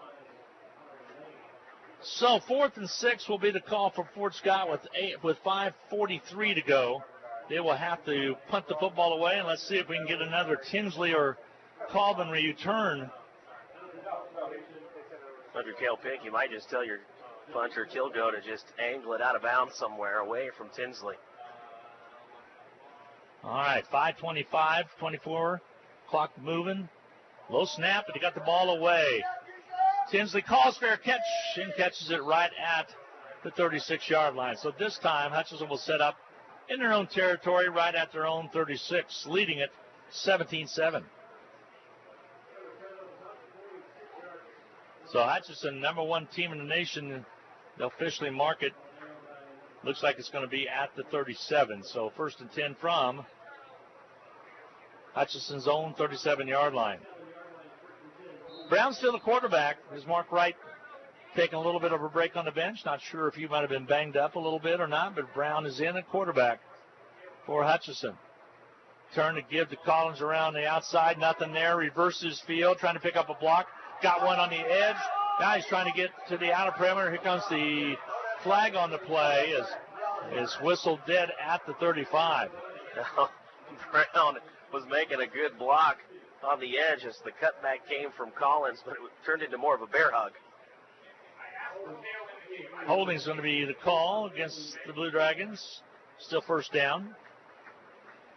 Clock stopped at the 5:07 mark of this first half of play. We're in the second quarter. 17-7 is your score. Hutchinson with a 7-yard run by Collins. And then the field goal, a 21-yard field goal by Sebastian Garcia to make it 10-0, and then a touchdown punt return by Michael Tinsley. 17-7 is your score. That 21-yard field goal may seem insignificant, but it's huge after getting an extra point. Yeah, I 22 and 23-yard field goal blocked last week. I totally blew the call on it because I know it was fourth down and they were going to punt the ball away. There's a spin move by Collins trying to get something done and stopped at the 25 and then ran all the way back. And Hutchinson's not able to run the ball, which is really somewhat of a surprise to me. The Hutchinson's got to get some blocking for that O-line up front. You know, Fort Scott's really clogging up that middle. Maurice McRae that time plugging it up, and its defense is finally showing you why it only gives up about 108 yards a game. 2nd and 23, ball on the 24-yard line. So Hutchinson with a big amount of real estate here to pick up. Brown, the quarterback, back in the shotgun, steps back, 2-step drop. Now he's going to run the football, turns around the right side, trying to get the corner, gets to the 20, dives forward. Let's see if they push him, mark it at about the 35-yard line. Back to about the original line of scrimmage.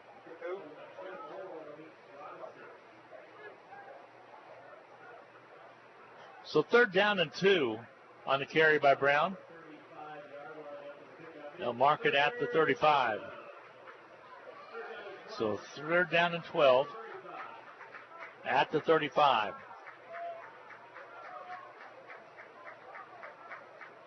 Hutchinson's Brown, the quarterback, Sharif Brown. Barks out the signals, gets the ball, wants to throw the football. Goes long, receiver out there, contact made. Catch out of the outstretched arms of the receiver, which was, again, Burt on the far right side. A lot of hand fighting going on between both of those guys, and that's probably about the 3rd time we've seen the Blue Dragons on the 3rd and long go really deep, going for that home run shot instead of something more medium. So punt situation now with 3:38 to go in this second quarter of play. Hutchinson will get set. Newquist, And a flag call. Fumble on the play. Ball came off the pads of the Fort Scott player, but I think he got it back, and he did. But a flag early as he was catching. We'll sort this out, run the punt team. And they'll mark it at the 29 for now. So it will be Fort Scott football.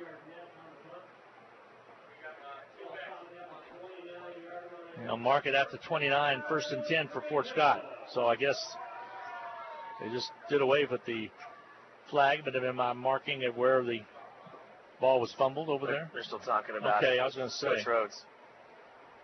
I saw it fly out early, and then the ball was fumbled, but the young man trying to make the fair catch jumped on it.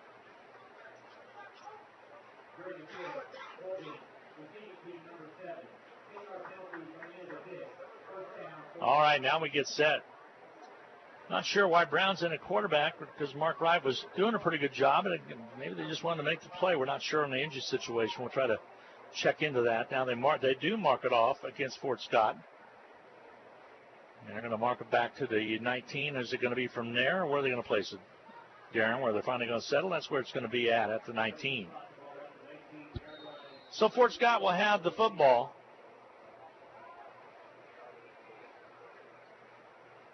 They're back on running play.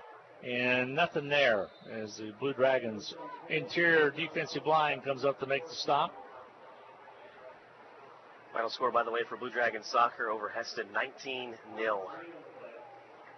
Sammy's got him playing pretty good. Rodney Matthews, defensive lineman, up to make first contact, so loss on the play. 2nd down and 13, ball on the 16.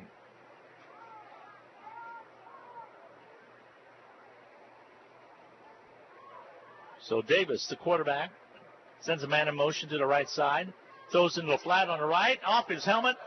That's a live ball. Hutchinson will drive to it. Now they're going to say no. It went off his helmet. Throw it over there to the left side. Came right off the helmet of John Oliver. Yeah, it's in that danger zone, and as a quarterback, you want to make sure it throws forward instead of throwing backward. Otherwise, that would have been a dangerous situation for the Greyhounds. So it brings up a 3rd and 13 now from the 16-yard line for the Fort Scott Greyhounds. Davis sends man in motion, low snap, gets the ball, though. Davis still with the football, and then he's going to be dropped. A flag on the play, might be a hold. As the sack was completed, stops the clock with 2:43 to go. Let's check the flag now and sort things out. Yeah, there's no mice about it. Shane Gee threw the defender down by his collar. I think it was Latrell Bankston. He grabbed by the collar and threw down. So we'll check the call and see what they come up with. As the flag flew just as the sack was being made, there's a hold against Fort Scott. They're going to decline it. 4th down.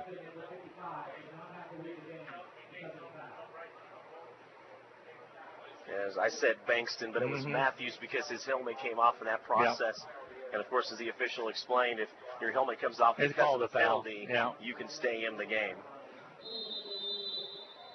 4th and 18 now for Fort Scott. Ball on the 11-yard line. 2:42. Hutchinson kind of sniffing here that, hey, we might be able to get another score out of it. As they have Tinsley set up on our near side this time, and Colvin on the far side right at the 50. Against Sharif Brown in a quarterback this last couple sets of downs. Ball comes up. Hit was made. Fumble. Looks like Fort Scott might have it. I thought that Tinsley called the fair catch. Well, you're still going to get kick-catch interference here. Yes, you were. The high-low, or whatever you want to call it. Boy, they came in and popped Tinsley. And coaching staff for Fort Scott thinking that Fort Scott should have the football with 2:23 to go. That's looking through the eyes of bias. Exactly. He gets there before that ball even hits Tinsley's shoulder pads. Fleming is shoulder pads to shoulder pads with Tinsley before that ball arrives. They gave interference against Fort Scott as they did not give Tinsley time to catch and I saw him do the fair catch signal. I don't know if you saw it, Darren, or not, but he whipped his hand real quick and then came up trying to make the catch. Regardless, you can't wipe a guy out, whether he gives the fair catch signal or not. Because he did not have the opportunity to catch the ball. They're going to mark it at the 27, 1st and 10 for Hutchinson. So the Blue Dragons have the football.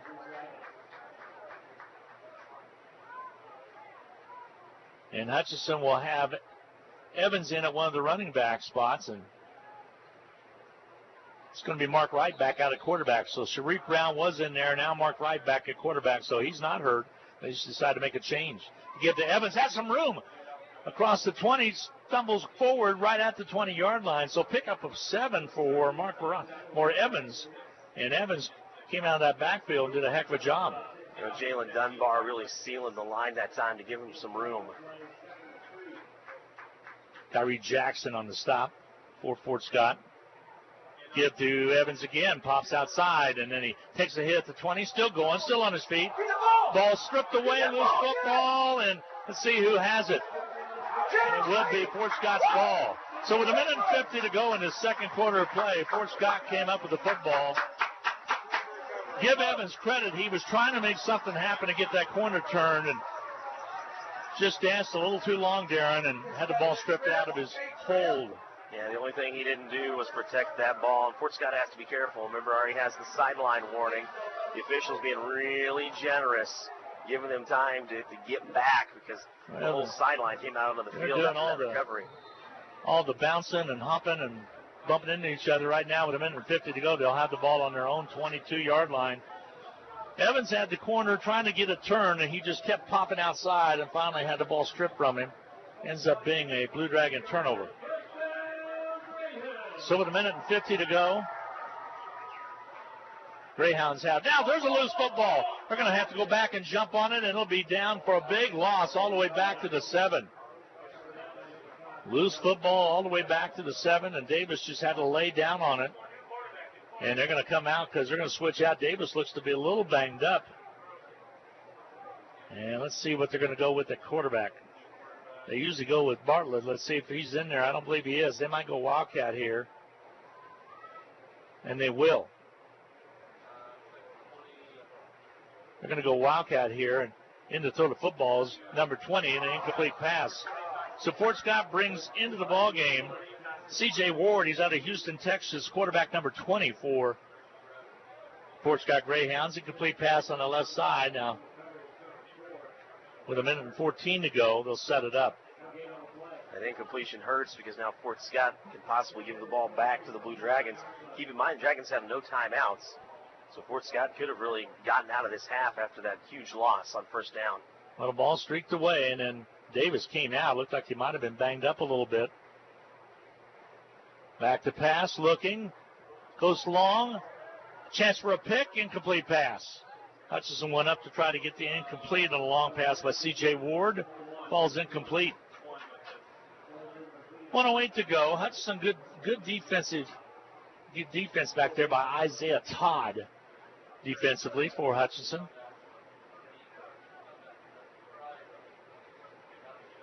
(17-7). Blue Dragons with a minute and 8 to go over to Fort Scott Greyhounds in the second quarter of play. What is second quarter with all the throwing, Darren? It's been an eternity. Now they're going to kick the ball away. 4th down and 23. Here comes the kick. And it's going to be a short one. Hit right at the 30 and take a sideways bounce, go out of bounds at 28. And with 1 minute to go, Hutch has an opportunity here to maybe put 3 on the board, but a good chance for 6. Well, Johnny Kilgo was due. He had some really nice punts to start this game, but in pregame you could tell he really had trouble with his drop. He's dropping in a little bit too far before his foot makes contact, so he's not making consistent contact with the ball, and you see there as he shanks one. All right, let's see where they're going to mark it. Officially at the 27, so Hutchinson football right there. Mark Wright back out there. Let's see who the running back is going to be for the Blue Dragons as well. It looks to be for Hutchinson, Coleman. So Trey Coleman will come back in. They'll put the ball on the left hash, and now it will get set. See if Hutchinson takes a shot at the end zone here or not. Mark Wright, the quarterback, gets the snap, steps back, throws right side, catch made. Incomplete. Incomplete pass. It looked like Burt had it, but it stepped out of his hands. Well, he had to go high for it, and he's going to come up limping. He gets hit low by Dennis Barnes, and his shoulder is the first thing that hits the ground, and he's a little shaken up on the play. So he'll check out. Tinsley in the slot on the right side. Blue Dragons also have Clary over on the right side. Braham on the left side. Back to pass, Mark Wright. Goes right, catch is made.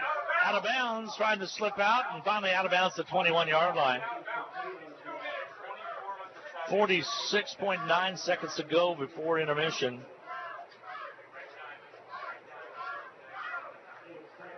Catch on that far side, trying to think and see. I believe it might have been Donaldson. Yeah, Dalron Donaldson with his 4th reception of the year. So Clary and Donaldson split out on the wide right. Split out twins on the left. Tinsley in the slot on that left side. Right to quarterback, back to pass. Pressure comes up, steps up across, puts it into the end zone. In and out of the hands of Braham. Incomplete pass. Yeah, just a little bit too high for the 6'2" Braham. Braham went up for it. Thought he was going to come down with it, but did not. 42 ticks on the clock. And fourth down situation. And Hutch will attempt a field goal. Sebastian Garcia 37-yarder. Plenty of leg going this direction in pregame. Remember, his longest field goal came last year against Fort Scott. All right, here we get set. Seabass. The kick is up and on its way, and it is from this angle good. And Hutchinson takes a 20-7 lead with 37.4 seconds to go in quarter number 2. So we'll get set and await the kickoff from Mr. Seabass as we'll get set for halftime as well. 37 seconds to go in the second quarter. Hutchinson leading it 20-7. We'll be back with more on the Blue Dragon Sports Network right after this. Hutch CC Sports on Radio is brought to you by the Sportscaster Club members, Mega Manufacturing, Burton Chiropractic Center, Papa John's Pizza, A&A Builders, Barclay Plumbing Company, Sutton Coffin Transmission Service, Lowen Corporation, Old Office Shares, Dr. Eric Severud with Alliance Orthopedic and Sports Medicine, Todd and Cindy Miller of Homestead Senior Care, Man Wyatt and Rice Injury Lawyers, MAYB, Mid-America Youth Basketball, Portfolio Recovery Associates, Dr. Robert Epp of the Hutchinson Clinic, and the Green Vision Group of Hutchinson. 16 minutes here, I forgot to remind you. Hi, everybody, and welcome back. Again, you're listening to Blue Dragon Football on KHUT, Hutchinson, Kansas. And Hutchinson with a nice 37-yard field goal makes it 20-7 Blue Dragons. Nice to get the 3 points right there. And, boy, a big boomer by Seabass. And also, I need to apologize. For a lot of the game, I've been saying the holder was Arrington, and I mean, a different name other than Arrington. He's done a nice job out of the hold. That'll be a touchback, and Fort Scott will have the football.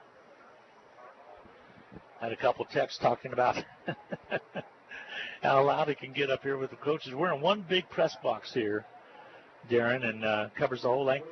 Beautiful old limestone type of stadium that was built way back when. Yep. Coaching staffs on either side of us. On both right and left. All right, here we get set. As Fort Scott trying to do something with the last 37 seconds of this first half. Low snap. Coming up with the football will be Fort Scott to roll to the left side. Throwing it on the run. Catch is made and out of bounds. It'll stop the clock at about the 37-yard line to move the chains. Nice pass by C.J. Ward. His first completion of the year, now 1 for 3 on the season, and goes to the favorite receiver for the Greyhounds, John Giles, who averages 9 receptions a game. That's his first one tonight. Kept the feet in bounds, 27.9 seconds remaining in this quarter. C.J. Ward back to pass. Pressure on him, they'll fling him to the turf, and a big job on the sack by big number 56, Bankston, and slings him to the turf with 19.6 seconds. And Fort Scott will come over to the sideline. A timeout's going to be taken. We'll get a break in as well. We'll get a break in. We'll be back with more as we return. 19.6 seconds remaining to go in this second quarter play. Hutchinson leading at 20-7. We'll be back with more on the Blue Dragon Sports Network. This is Carter File, president of Hutchinson Community College. The proud tradition of Blue Dragon athletics continues this fall. I encourage you to take advantage of the Blue Dragon All Sports Ticket. For just $60 for adults and $40 for K through 8 students, you can enjoy over 50 athletic events at Hutchinson Community College. These are general admission tickets that include football, volleyball, men's and women's basketball, baseball, and other selected events. Get yours today at the sports arena or at area Dillon stores. Like us on Facebook, follow us on Twitter, and keep current with all Blue Dragon athletic news and events at BlueDragonSports.com. C.J. Ward still the quarterback for Fort Scott. He sets back in the shotgun formation with 22 seconds remaining to go in the second quarter of play. Back to pass, throws it as a receiver, in and out of the hands. Trying to go for the pick was the Blue Dragons. And goes incomplete. Bankston had a couple offers. I know K-State offered Bankston because they even had a picture of him in a 56 uniform. So there's some rumors that KU did as well, and I think there was another team that had given him an offer on his Twitter. I've seen several, so he's playing pretty good, but I know K-State gave an offer. And that one brings up 3rd and 19 now. And Blue Dragons into the line of scrimmage. And they'll just take the knee and down it, and they'll go to the locker room. That's going to wrap up your first half of play, with the Blue Dragons on top of the Greyhounds by a score of 20-7. We will be back with more in the second half. Medicine Shop in-game capsule after this 2-minute timeout. Just as the Hutchinson Blue Dragons athletics are a tradition, so is the Anchor Inn in downtown Hutchinson. Whether you plan lunch or dinner or even take out for home, the Anchor Inn is a great family restaurant that you are sure to enjoy. Order off their great menu or take advantage of the Anchor Inn's awesome buffet. You'll make a great choice either way. The Anchor Inn is also a great spot to meet up with old friends and acquaintances because everyone goes to the Anchor. That's the Anchor Inn at 128 South Main in Hutchinson, proud supporters of Hutchinson Blue Dragon Athletics. Are you ready for a new smartphone, but you need a plus one? It's buy one, get one free time at Next Tech Wireless. Activate any device and receive an iPhone XR or Samsung Galaxy S10e for free. Swing by a Next Tech Wireless store today. Make the switch, get a great phone, and get a second great phone free. Oh, don't forget you'll get high-speed unlimited data and the best coverage too. Besides, what's better than a new smartphone? Well, that would be getting a second one for free. Certain restrictions apply. See store for details. Aids for under $200. Would that pique your interest? The bag lady Donna Pitzer has bought out the inventory of another Panasonic dealer and is passing the savings on to you. Panasonic vacuums are the standard for many, and right now, get a top-of-the-line Panasonic Performance vacuum for only $199.95. These vacuums normally sell for $400, but right now, you can own one for only $199.95 with free delivery. These prices won't last, and neither will these vacuums. Call the bag lady Donna Pitzer at 663-4322. Hi, this is Brian Bobo, General Manager at Midwest Ford. Wow, it's already fair month. Well, at Midwest Ford, we have fair savings all month long, like $7,500 off of MSRP on a 2019 Edge, or new 2019 Escapes for under $20,000. And how about $12,000 off MSRP on 2019 F-150s? So hurry out during fair month for the big savings at 1100 East 30th or online at MidwestSuperstore.com. New Escape must own a 95 or newer Ford.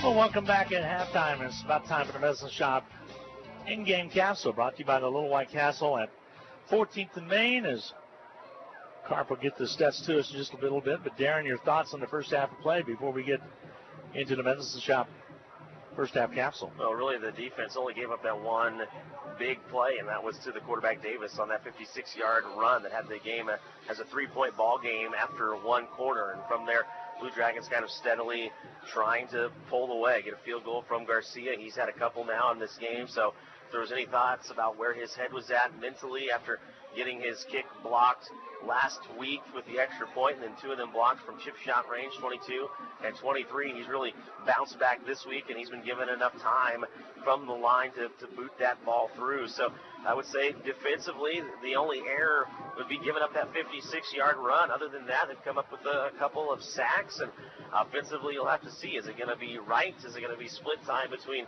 Wright and Brown in the second half of play? Remember, Wright went the distance in Iowa. And Wright has been the quarterback of choice. I think maybe Ryan just wanted to make a little bit of a choice, maybe talk things over. He might have got banged up a little bit. He came back in, so that answered the question on a text that I received. We did not see him go down with an injury, and he was back out there. So, yeah, 20-7 right now, a 2-touchdown lead. 13-point lead is a good one over a very good Fort Scott team, a team that has played well. They beat Highland to open up the season, and then they got a nice win over Coffeyville. Had a bye week to prepare for the Dragons, so we'll see what the second half will have to do. Let's see if the Blue Dragons can keep with it. Let's talk about the Medicine Shop for a second, as the Medicine Shop was really a great place to stop and do your pharmaceutical buying there. If you want to transfer your scripts, they'll do it for you. Just give them a call. Also, Medicaid Part D time is coming up, folks, and these plans change. They change from year to year. So take your medication, take a list of them in there, and go in and ask Rick and the gang to kind of check them out and see what would be the best program for you in the state of Kansas, and they'll give you the computer's recommendation as to what the copay would be, and for the different medications you might be on, exactly what might be the best program. Don't forget they deliver.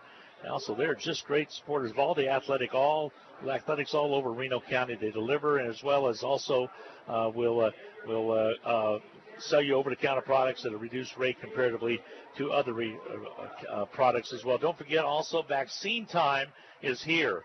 So get set to get your shingle shot as well as your flu shot at the medicine shop. 14th in Maine in Hutchinson.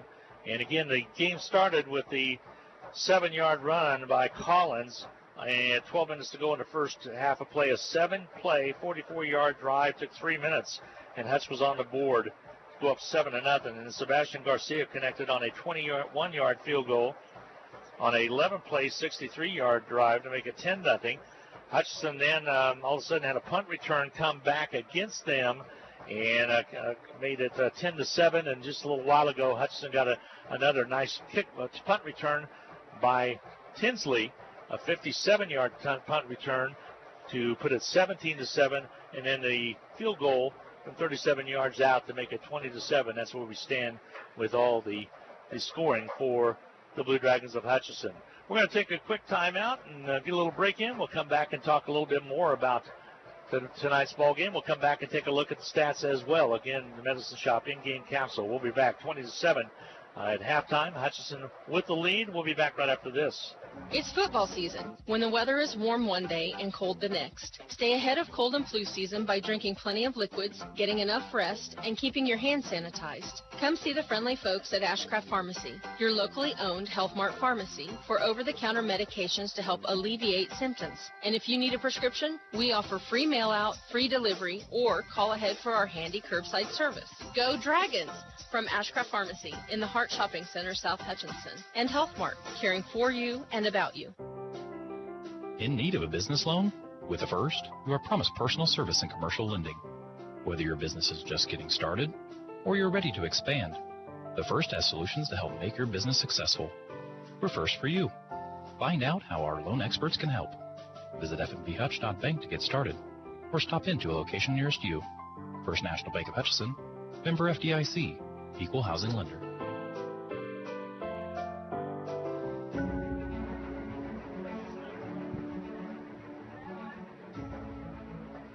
Hi, everybody, and welcome back. I'm so glad to have you back again. 20-7 at halftime. We're going to get the stats in just a second, but I wanted to talk with a longtime friend, Carol Pope, who used to be with the athletic department. But Carol, you live not too far from here, and so good to see you. Thanks. It's good to be here. We live in Springfield, Missouri now, which is about 2 hours from here.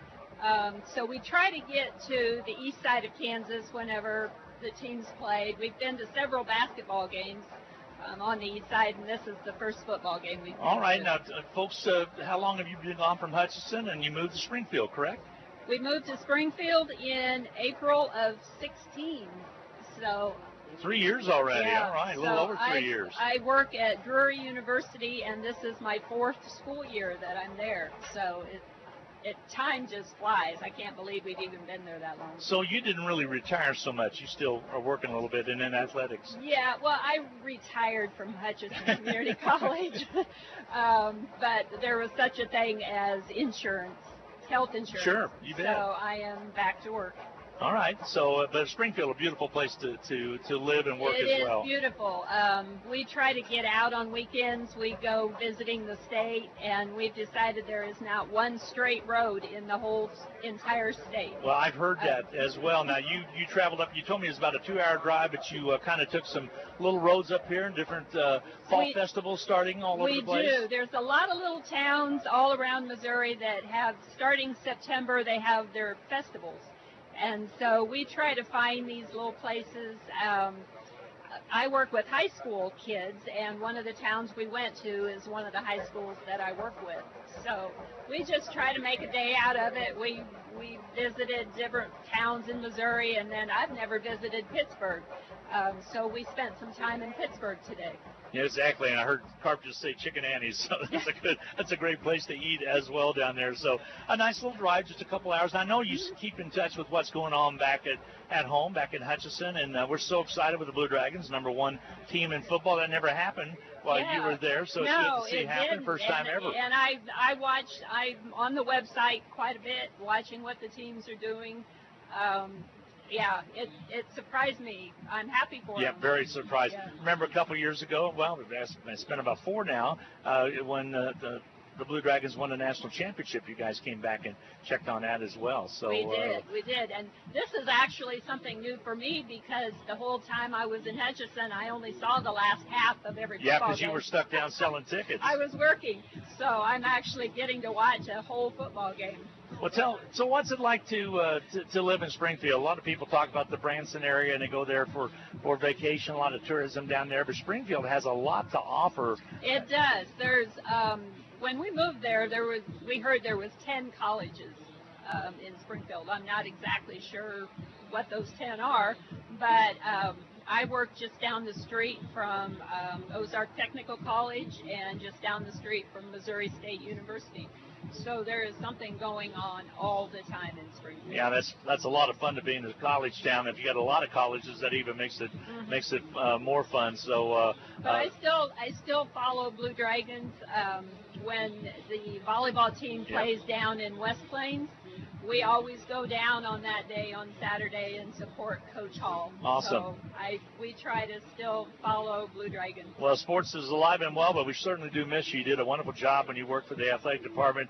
Always was fun to go in and see your friendly face, and you were an anchor there. You were along with Donna, and Donna, of course, retired way before you did, but you were an anchor there for many, many years. You have a lot of friends back there, and we appreciate your support of Blue Dragon Athletics. Now, I got to ask you something. Are you going to move on the other side of the field, or are you going to stay on this side? No, actually, we kind of like this side. Kind of like this side over here? And that was because of the sun is why you were not going over there. It was because of the sun, but I'm still cheering over here, and nobody has booed me or tried to tell me to leave. So we'll just keep cheering for the Blue Dragons on this side. Well, Carol, tell your husband hello. I know he was sitting down there, and I saw him earlier, but tell him everybody from Hutchinson says hello. And, of course, talking with Carol Pope, who was a longtime athletic secretary up in the athletic office, and so glad that she's able to make it here. Good to see you. Good. All right. Good to see you guys, you betcha. Thanks for We're going to take a quick time out.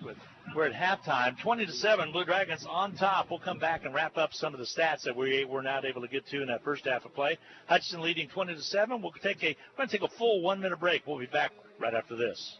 HCC Sports on Radio is brought to you by the Sportscaster Club members, Mega Manufacturing, Burton Chiropractic Center, Papa John's Pizza, A&A Builders, Barclay Plumbing Company, Sutton Coffin Transmission Service, Lowen Corporation, Old Office Shares, Dr. Eric Severud with Alliance Orthopedic and Sports Medicine, Todd and Cindy Miller of Homestead Senior Care, Man Wyatt and Rice Injury Lawyers, MAYB, Mid-America Youth Basketball, Portfolio Recovery Associates, Dr. Robert Epp of the Hutchinson Clinic, and the Green Vision Group of Hutchinson. When you're looking for jewelry that's one of a kind, remember Amelia Bedelia's filled with thousands of beads and stones, and with my passion for design, I can create something that's perfect for you. Amelia Bedelia's, 115.5 South Main Street in downtown Hutchinson. Go Blue Dragons! This is Kelly, owner of Brick House Boutique. Stay warm and look fabulous at the same time with comfy, trendy, and affordable clothing. You'll also appreciate the personal attention that you'll always get when you shop at Brick House Boutique. Big city chic in a downtown boutique at 117 South Main in Hutchinson. Then I heard myself. Hi, everybody, and welcome back again. 20-7, Blue Dragons on top. Darren, why don't you give a little update on the stats that we had that we didn't have the sheet when we did Medicine Shop in-game capsule. Take a look at those. Now, once again, you look at the Blue Dragons across the board, really blowing Fort Scott out in just about every category, but yet it's only a 13-point lead at halftime.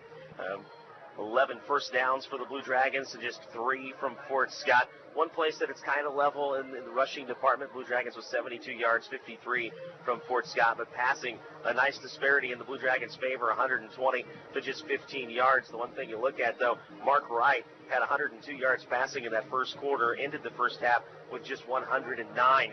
Sharif Brown came in with a couple of completions and put up 11 yards for the Blue Dragons. Offensively, Dragons have run 47 plays. Greyhounds have only run 28. When you look at the time of possession, Blue Dragons over 19 minutes and just under 11 minutes then for Fort Scott. Blue Dragons 4 of 11 on third down. The Greyhounds came in with a 52% clip on third down conversions, 0 of 8 so far in this game. Blue Dragons led in rushing by Trey Coleman. He has 22 yards. Carlos Davis leads the way for Fort Scott. He has 64, but remember 57 came on one chunk play with that long touchdown run. Mark Wright, as I mentioned, 10 for 19, 109 yards. Carlos Davis, 1 for 7, negative 1 yards in the passing department. And the Greyhounds, for the rest of that first half, had to rely on C.J. Ward. No stats coming into this game threw 1 for 4 and had a completion of 13 yards. He completed that pass to John Giles. Giles really held in check, averages 9 receptions per game, favorite target for the Fort Scott offense, had just 2 catches for 11 yards. Blue Dragons again get a big boost in the special teams department. That kick return by Mitchell Tinsley, you look at that and the 2 field goals, you're looking at 13 points for the Blue Dragons that have come via special teams. And that is an update of stats at halftime. And again, Hutchinson dominating in that situation, but still a pretty good ball game, a 2-touchdown game at 20-7. Hutchinson with the lead. Number 10, Iowa Central was a winner over College of DuPage by a score of 50-36 today. Iowa Central was number 10, and receiving votes was College of DuPage as well. Dodge City lost to again to Ellsworth, at Ellsworth, 15-8. Also, it was Independence edging Garden City, 31-28. And Coffeyville right now at halftime leading it 13-7 over the Red Ravens. And that's your only other games other than this one as well. So some good football all across, and maybe a couple upsets you'd have to say. Maybe kind of would hope that we're hoping that Dodge City would get the win. They did not. Independence over, again, Garden City by 3, 31-28 over Garden City. So that's some of your scores from around the conference. We're going to take a 2-minute timeout and set the stage for the second half of play. 20-7 is your score. Hutchinson on top. We'll be back with second half action coming your way after this 2-minute timeout. Welcome to the Hutchinson Medicine Shop. With the emergence of big business, not only in pharmacy, but all industries, the Medicine Shop is proud to be a thriving local business in Hutchinson. We're so thankful to our customers in Hutchinson, Reno County, and Central Kansas for your support. In turn, we're proud to be a major sponsor of the Hutch High Salthawks, as well as other area high schools, the Blue Dragons, Chiefs, Royals, Jayhawks, and Wildcats. You support us, and the Hutchinson Medicine Shop supports local sports. It's time to finish your taxes. Whether we filed your extension or not, bring your tax information to H&R Block and let our tax professionals ensure you get every deduction and credit you deserve. The tax filing deadline is October the 15th, and the office at 29 West 2nd, downtown Hutchinson, is open Monday through Friday from 10 till 5. Don't wait to file your tax return and risk penalties for missing the deadline. Walk in or call 662-5321 to schedule your appointment today. Exciting time for us at Pools Plus. Come by our booth and discover all of the savings. All CR Plastics furniture will be marked down during the fair. And as always, you'll find the biggest selection of American Whirlpool spas at all-time low prices. Pools Plus is in the Big Tent Caddy Corner from Lake Talbot, voted #1 place to buy a hot tub for the 7th year in a row. You can visit the other places, but why waste your time? Find the same great deals going on in-store at Pools Plus, 21 East 1st in downtown Hutchinson. Hutch CC Sports on Radio is brought to you by the Sportscaster Club members. Mega Manufacturing, Burton Chiropractic Center, Papa John's Pizza, A&A Builders, Barclay Plumbing Company, Sutton Coffin Transmission Service, Lowen Corporation, Old Office Shares, Dr. Eric Severud with Alliance Orthopedic and Sports Medicine, Todd and Cindy Miller of Homestead Senior Care, Man Wyatt and Rice Injury Lawyers, MAYB, Mid-America Youth Basketball, Portfolio Recovery Associates, Dr. Robert Epp of the Hutchinson Clinic, and the Green Vision Group of Hutchinson. Well, what's known as what I think is a pretty sight, especially in the fall at Frary Field, is here, but it's about to get even prettier as the moon's starting to rise. And Darren, what they call a harvest moon, as you can see, it just starting to peek through the trees on the east side here, as we're kind of smack dab in the middle of Fort Scott, very close to the highway, Highway 69. But you can see this moon coming up. It's going to be really pretty, and we got a whole full second half of play. I hope that's not a little weird full moon. Weird things happen at full moons, you know. Well, I think people were more afraid last night when it was a Friday the 13th. Yeah, probably so. Saturday the 14th, you hope for better things. Blue Dragons, a lot of boost from special teams in that first half. Look to see the offense get going once again. I mean, that offense had such a great opening 2 drives, really. The first drive for the touchdown and then the second drive that got capped off with the field goal. Look for the offense to try to get back on track. Really, the run game has been the problem, because Fort Scott has really been plugging up that middle and taking away the run game between the tackles. They have. We came close for the big long pass play that maybe would open up some things, but have not able to cash in on it completely. And like you said, good to see Garcia get a couple of field goals along with extra points to make it right now 20-7. Good to see him doing a good job. And then also Arrington's punt earlier on that pinned it all the way back to the 3 was tremendous, as that really set up that last points that the Blue Dragons were able to get. Yeah, he pins Fort Scott deep in its own territory. Fort Scott can't move the ball out of that area. You leave your punter in a poor position to try to punt out of the back of the end zone. Really, Kilgo got a great punt off, but it was just a great return by Mitchell Tinsley, and can't say enough about the great blocks he got as well. I mean, there was one right in the middle of the return that if he doesn't get, it ends up being maybe a 15, 20-yard return rather than being a touchdown return for 44 yards. Yeah.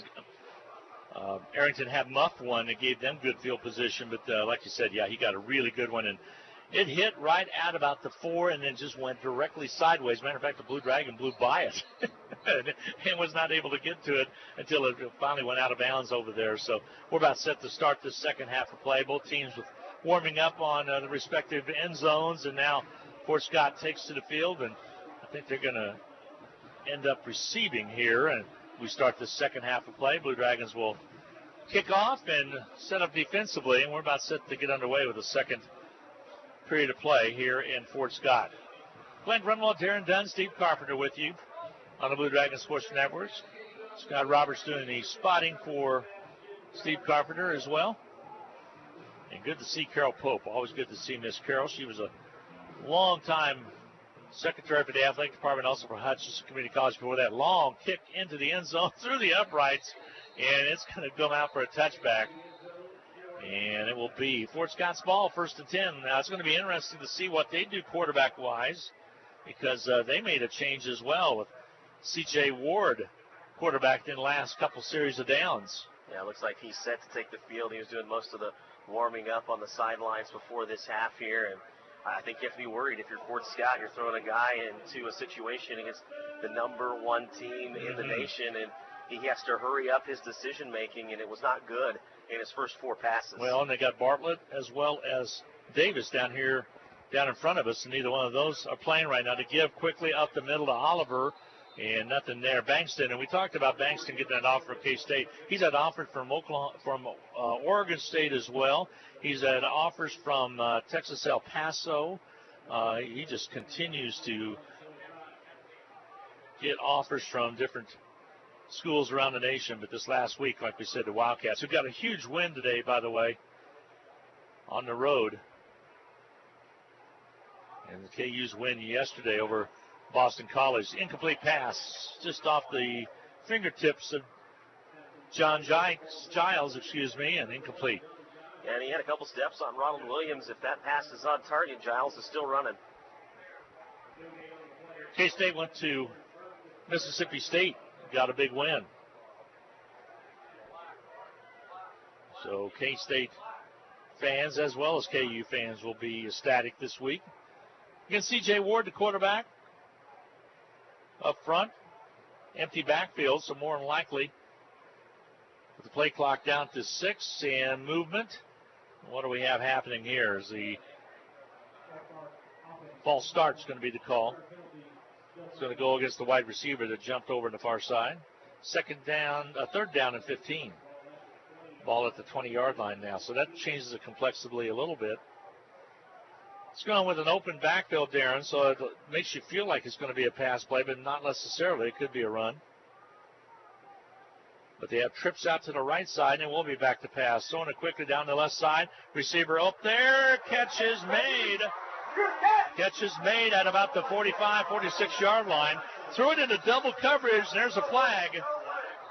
And let's see what the flag is going to be for. Well, John Giles looks like he's John coming out of that catch. It was such a big catch between Allen and Green. Great individual effort, and then I think he just ran his mouth after the play. So we'll see what the call is going to be. He carried it across the 50. Let's see exactly where they're going to mark it at. They're going to be at the 49. It looks to be a walk-off against Fort Scott. 15-yard penalty. It's a big one, Darren, for unsportsmanlike. Yeah, that's just not a position you want to put your team in when you're down by 13 and you finally made a big play offensively, especially with your third-string quarterback.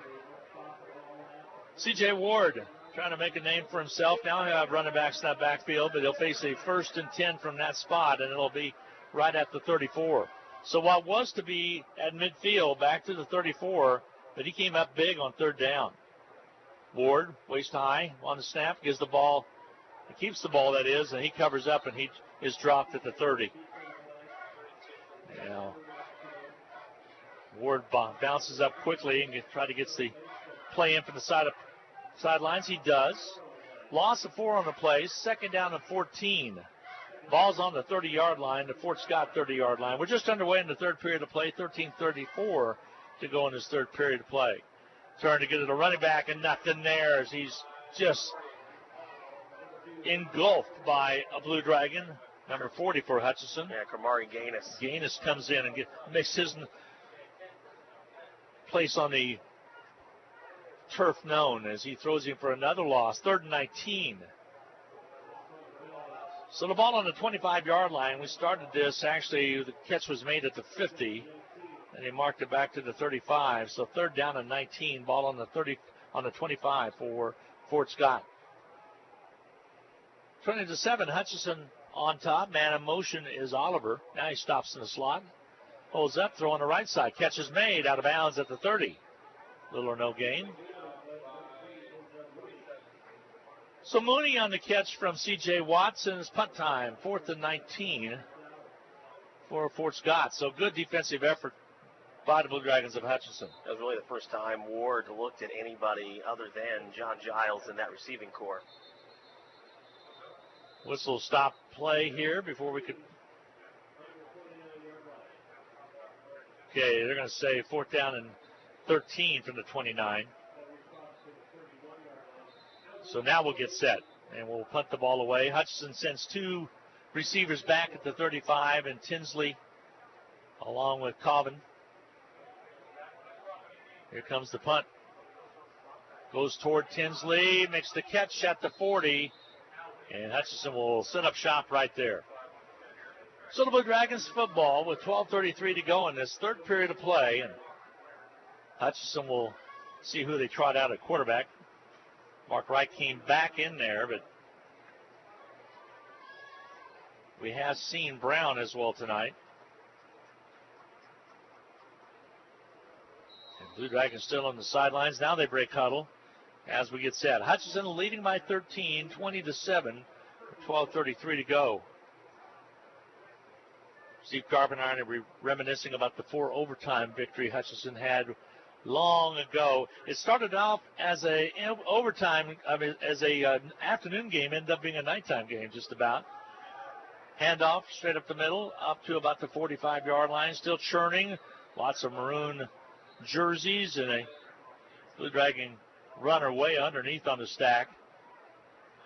Nice carry, though, picked up about 6 yards, 2nd down and 4. Coleman was the ball carrier, comes out, and the timeout's going to be taken. Referees take the timeout as we have an injured player. So we'll get a quick break in as well, as an injury on the field will give us a chance to get a break in, as Hutchinson leads at 20-7 with 12:13 to go in this 3rd period of play. We'll be back from Fort Scott on the Blue Dragon Sports Network. This is Carter File, president of Hutchinson Community College. The proud tradition of Blue Dragon athletics continues this fall. I encourage you to take advantage of the Blue Dragon All Sports ticket. For just $60 for adults and $40 for K through 8 students, you can enjoy over 50 athletic events at Hutchinson Community College. These are general admission tickets that include football, volleyball, men's and women's basketball, baseball, and other selected events. Get yours today at the sports arena or at area Dillon stores. Like us on Facebook, follow us on Twitter, and keep current with all Blue Dragon athletic news and events at BlueDragonSports.com. Well, 2nd down and 4 now with 12:08 to go in this 3rd period. 20-7, Hutchinson. As the player for Fort Scott is okay. Give off to Collins, has some room, but then it closes real quickly. At about the 45-yard line, loss on a yard of the play, so it's going to bring up 3rd down. It was Maurice McRae that came off the field. He's coming back on, and Fort Scott needs that. McRae led the Greyhounds in tackling in that first half. 3rd down and 6, Swan on the 44. Collins actually lost a couple yards on that play. Mark Wright leans in with a snap count, gets a waist-high snap to the right side. Incomplete pass, just about a pick. As coming up close to getting it for the Greyhounds was number 11 out there, Anthony Harris. But the ball came in and out of his hands. That would have been big. So punt situation, 4th and 6 now. Hutchinson will punt the football away with 11:22 to go in the third period. Keon Clary sat down in that defense, and Mark Wright didn't put the ball on him, threw it as if the slant was going to continue. Clary came into this game with 3 receptions, added 3 more already in the first half. Timeout's going to be taken by Fort Scott. They want to talk things over with 11:22 to go in this. Again, we're in the third period of play. Hutchinson leading at 20-7 and about to punt the football away to the Greyhounds. This is the Blue Dragon Sports Network. No time to fix breakfast? Just call us at Anchor Away 662-3100 and we'll have it ready for you. Choose from our selection of breakfast burritos, biscuits, or one of our 5 different complete breakfast plates. Breakfast from 7 to 10:30, Monday through Saturday. If you missed us for breakfast, we're here for lunch and dinner too. Pick up your favorite Mexican dinner or take some home for the family. We're open till 9. That's Anchor Away, drive-through, carry-out, and catering under the water tower at B & Adams in Hutchinson, 662-3100. Blue Dragons will kick the football away with 11:22 to go in this third period of play, leading at 20-7. Glenn Grunwald, Darren Dunn, along with Steve Carpenter. Scott Brooks spotting for Steve Carpenter as well, helping out with the stats. And again, you're listening to Blue Dragon football on KHUT, Hutchinson, Kansas. Arrington, let's see how good a one he gets off. Sidewinder kick, end over end, hits at the 25, bounces high, grabbed by the up back, and he's going to be dropped at the 10-yard line. Thought he'd take a chance to get away with one. That was Hutchinson's coverage team down there good. I think it was Anthony White, wasn't it? That was up back, tried to come up with it, or? Yeah, he had a few guys collapse on the return man. It ended up being LeVar Gardner. Yeah, LeVar Gardner. Tackle. It's just a tough punt to be able to cover because it's low enough and it comes bounding at you that you don't want it to roll down to the 1. So as the return man, you put yourself in the poor position to try to just grab it and go with defenders right on top of you. Yeah, the outside folks are known as gunners to get down there quick, and there's at least 4, maybe 5 Dragons. Here's a pitch around the outside by Giles, trying to keep it going, and picks up up to the 20. They'll move the ball for about a 7-yard pickup. 2nd down and 3. Carlos Davis back in for the Greyhounds. 2nd down and 2, they say. Ball's at the 20. Now Davis is back in at quarterback. C.J. Ward was in there for a while to give it off quickly to Oliver across the left side. He's thrown for a loss. Tried to turn that corner to the left side, just could not get on track. This young man's out of Washington, D.C., 5'8", 185-pounder. He is the leading rusher for the Greyhounds on the season. Short as it is, only 2 games, but he's played well. Davis gets set. Has Giles in his right hip. Wants to give it to Giles. He will. And ball's loose. Blue Dragons, I believe, might have got to it. It's still loose. Trying to come up with it will be, I believe, Hutchinson. And Hutch comes up with the big turnover. Trying to turn the corner was Oliver. I don't think he ever got the snap clean. And the ball was kind of sitting on his hip. And Hutchinson was out there to hit him quickly. And we'll check and see officially who got the recovery there, but it's going to be Hutchinson football at the 16-yard line of Fort Scott. I think Lewis Wallace was the guy that came up with it. So they will give credit to Lewis Wallace. Young man comes up with the big turnover. He's out of Sylvania, Georgia. Just the 2nd fumble recovery on the year for the Blue Dragons. So Hutchinson offensively will set up now. Keep by Wright, gets it down to the 10 as pickup of about 6 on the play. Mark Wright's a pretty good runner with the football as well. So 2nd and 5. They'll actually give him 5 on the carry, better than I was, being a little conservative. Now they'll stack a tight end with Kale Harbor, who's in there now, a freshman, number 42. He comes around the right side, trying to throw it to Harbor to get the ball to him. He's stuck with a foul on the play. Flag flies. The catch was made over there, loss of about 4 yards as Harbor was hit as soon as he caught the football. So let's see what the flag is. It's going to be a hold against the Blue Dragons. So I think what happens to Stevie Young over there is he's working against Nate Shook, and Shook has been doing such a good job defensively working in the Blue Dragon backfield that's all Young could do was hold him to keep him out of the play. 2nd and 15 now as they're going to mark the football out to the 22. Actually, the 21-yard line. So 1st and 10 for the 21. I'll check that. 2nd and 15 for the 21 for the Blue Dragons. So Mark Wright still a quarterback for the Hutchinson. He has Collins over on his right hip. Split out wide on the right side and left for wide receivers. The throw gets it off to Tinsley in the slot. He eludes one tackler across the 10 and dropped right there. Just short of the 10-yard line, actually. Pretty nice catch by Tinsley, and then I like the way he runs with the football after the catch. So he got a lot of that yardage back there, and it makes it a 3rd down and 7 call. Ball on the 13. For the Blue Dragons, you want to come away with a touchdown here, but it would be a big victory for Fort Scott to force a field goal attempt and keep this game potentially within a 2-score ball game.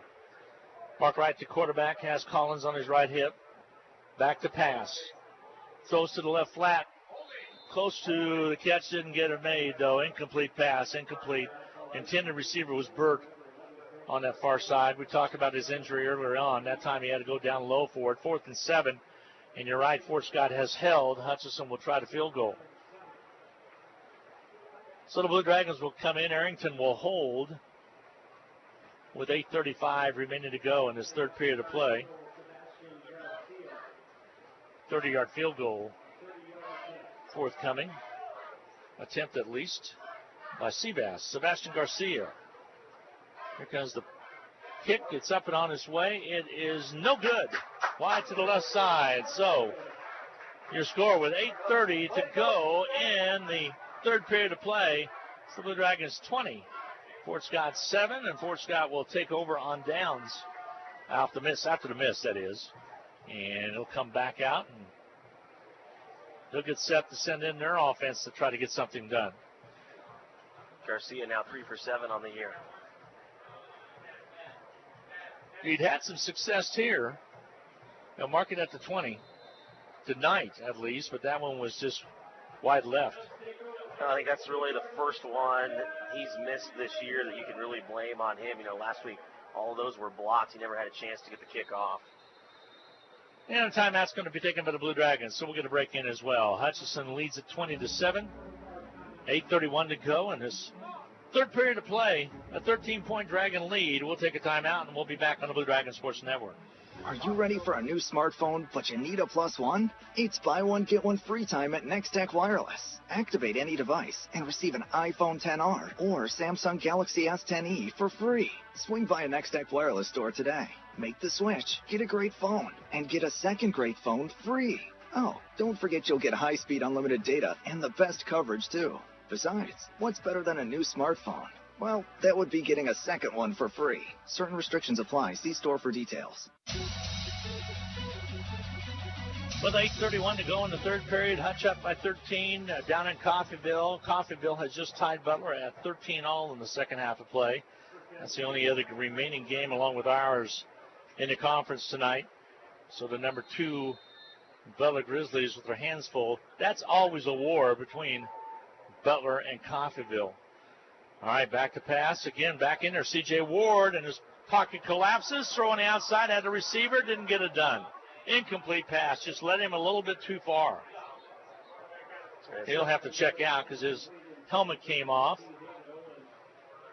Kid looks like he's going to run the ball there, and all of a sudden he steps up and throws a strike, and this one's just off the all-stretched hands of an intended receiver. Yeah, really threw it at the last possible minute before crossing that line of scrimmage. 2nd down and 10 now for the Greyhounds. So old limestone stadium built long, long ago. Of course, they've upgraded it with the turf. Nice seats. Here's a ball carrier. Gets away from everybody, and a backside and finally wrapped up. Nice run out there by John Oliver as he looked to be wrapped up any time, but he kept going and got the first down. Yeah, really broke a couple of arm tackles to break that one. They'll mark it officially at the 32-yard line, 1st and 10. So he just kept churning away.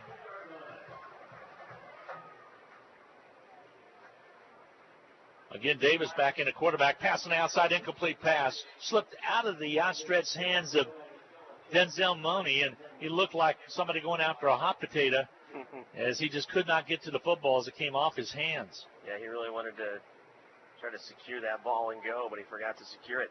Speaking of that, I heard there's a Pronto Pup with your name on it at the State Fair, Darren. Just waiting for you to get out there and claim it. That or one of the Krispy Kreme donut hamburgers. There's a run by Davis, and it's going to be finally wrapped up. Nice stop over there on the far side. Nice tackle made over there by LeVar Gardner. Gardner out of Atlanta, Georgia, for the Blue Dragons. So 3rd down and 7 now. Davis, the quarterback. And he has Oliver at the running back spot. Back to passes. Davis keeps it. And he gets away from 2 defenders and finally stacked up after a gain of maybe 2 or 3 yards. Davis very elusive in running, and that time he did not even think about passing the ball. Looked like he was going to it and tucked it around. It's not enough for the first down, so 4th down and 4, a punt situation for Fort Scott. You might watch the fake punt, but I kind of doubt it when you're within 2 scores as they are, and still plenty of time left, a whole quarter plus 6:51 and counting to go in this contest. So they're going to kick it away. Blue Dragons will have 2 setting up at the 30-yard line to return. Nice punt. Fair catch called by Tinsley, and he makes the catch. And the ball was trailing away from him. Nice job to get to it. It'll be 1st and 10 for Hutchinson. Tell you what, it takes a lot, Darren, to catch a football when it's coming down and you got lots of people bearing down right at you, and you finally have to have the wherewithal to decide to call the fair catch, and then you got to make the adjustment to make the catch. Well, you know if you miss it, they're going to be on it like nothing flat, but a nice job done by Tinsley. Yeah, you got to put your best hands people back there. And you got to remember, Fort Scott could have been in his head. They had that kick-catch interference that can go a long way to messing with your mentality. Here's Mark Wright, the quarterback. He'll turn and give to, looks to be Cross, the running back. Let's make sure for sure. They're way down on the south end here, and it will be Cross on the carry. Cross was the ball carrier, and it's 20-7 right now. Dragons on top with 6:22 to go. Pick up a 3? 2nd down and 7.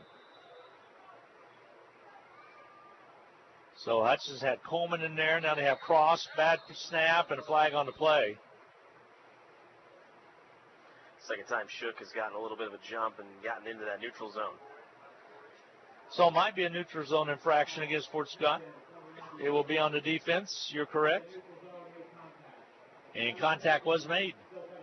So 2nd down will be the call. 2nd down and 2 to go at the 28.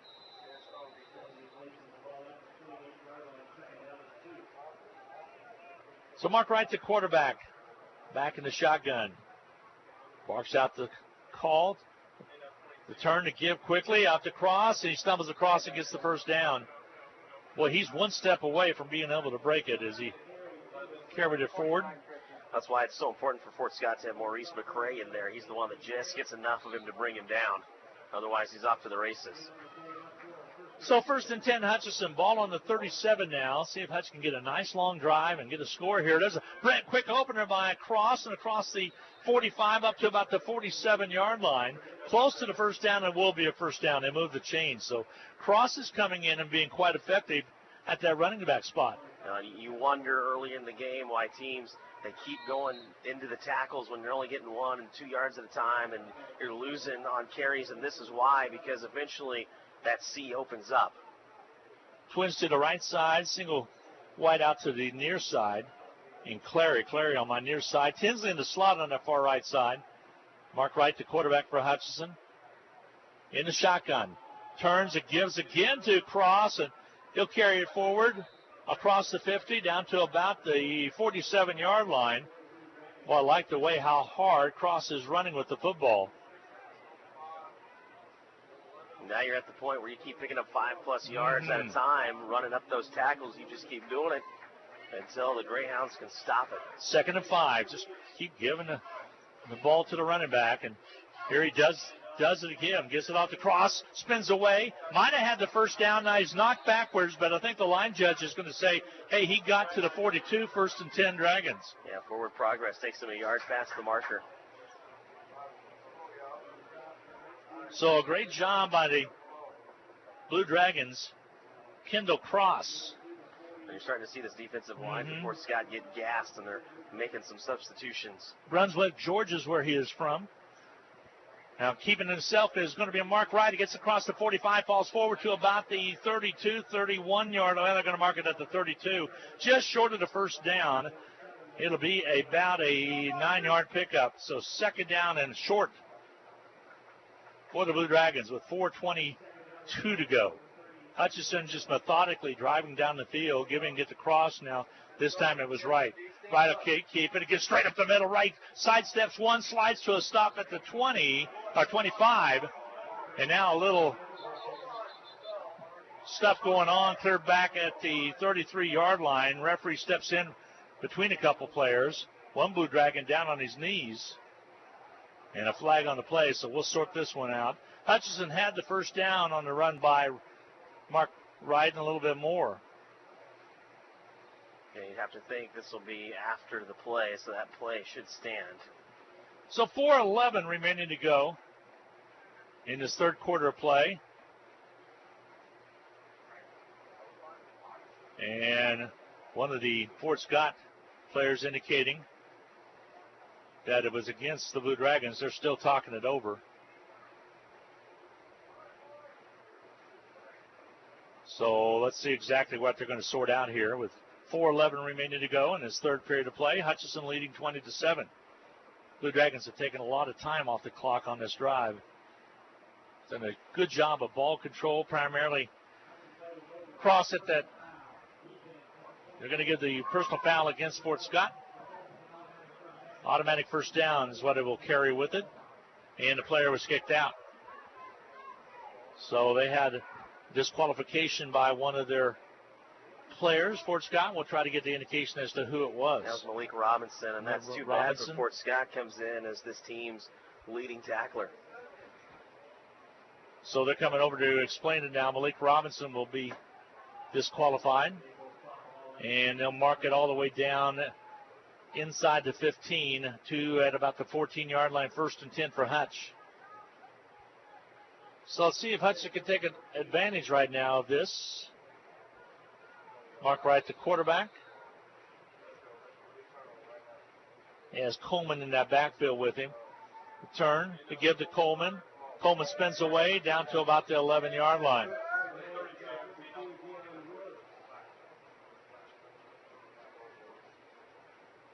So 2nd down and 9, ball on the 13 for the Blue Dragons. The Fort Scott 13. 3:45 and counting remaining to go in this third period of play. Hutchinson leading by 13. Neutral zone, but they got back in time on that right end. The Dragons split right and left with Twins on the left side to keep the cross, and he'll step forward, keeps on going, rolls to the 5. He should have the first down, or pretty doggone close to it. As he just keeps going.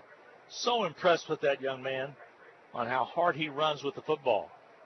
Just keeps those legs churning, and every time you think the run is over, he's got a little more left in it. Hutchinson has an offensive lineman that had to check out of the contest. It's Taquanis Robertson. So here the Blue Dragons set it up. 3rd down and 3, not a first down. 3rd down and 3 from the 7. Yeah, it's going to be Wright slicing into the end zone. Is it a touchdown? Yes, it is. Mark Wright took it in from 7 yards out on a 3rd down and 3 situation, and Hutchinson takes the lead at 26-7. So the Blue Dragons with a nice methodical drive all the way down the field as they kept giving it to Cross, and finally they turn around and give it to Coleman, and then Wright would carry it. They just took it all the way down the field. Really never once throwing the football. They just grounded out on the ground.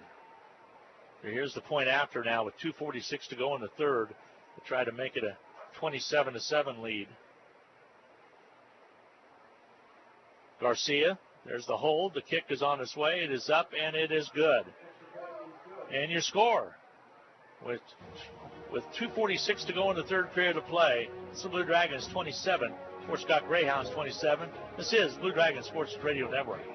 We all like to save money when and where we can, right? You can do that every day at Salt City Pawn and Jewelry. Hi, this is owner Paul Phillips inviting you to stop in and say hi to our friendly staff. And while you're here, check out over 3,000 square feet of great merchandise priced at outstanding values. We don't have to offer huge sale prices for one day only when we do that on a daily basis. Save big over retail prices on firearms, electronics, guitars and amps, name brand tools, video games, jewelry, and more. See us at 916 East 4th and Hutch, just east of 4th and Severance. We're proud to be alumni and supporters of all Blue Dragon athletics.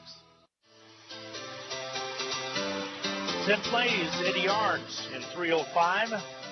And Mark Wright takes it in from 7 yards out for the TD.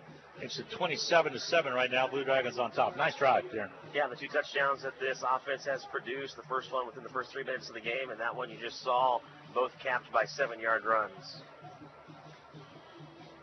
So Garcia will kick the football away, and Hutchinson Special Teams will try to cover up. He's been successful and really booming it in the end zone. He has a little bit of a wind behind him now as the breeze is picked up here. And here comes the kick, and he really gets into it. And it will sail into the end zone. The touchback will occur. And with 2:46 to go in the third period, Fort Scott will have the football. If you missed it, we were all tied up down in Coffeyville. The Red Ravens 13 and the Butler Grizzlies 13. 20-13 Butler, so Butler came back and scored right now. That one game started at the same time as ours did. Also, big win for Blue Dragons soccer over Heston, 19-0 today. Not even close to a record. And I was told not even close to a record. So, all right, here quarterback is Davis again. He gives off quickly around the left side. Nice run on the outer perimeter by Oliver. Picks up some yardage and then takes out some Blue Dragons on the far sideline. Good for the first down, so they'll move the flag. They'll move the chains, and a nice run out there by Oliver. Well, he's so sneaky with that size at 5'8" mentioned earlier. It's like he's hiding in the backfield. He's listed at 5'8". I'd say he's lucky to be 5'7". Again, to give on the ground. This time it's going to be, again, Oliver trying to make something happen. This time they catch up with it for a big loss. This is about a 20-yard loss. They'll give him forward progress maybe, but he did reverse field, Darren. And you know what they always say about reversing field. It's not a good thing to do, but you see it happen all the time. Now he has a shoe come out, and he's going to have to check out. In for Fort Scott will be Colin Wilson.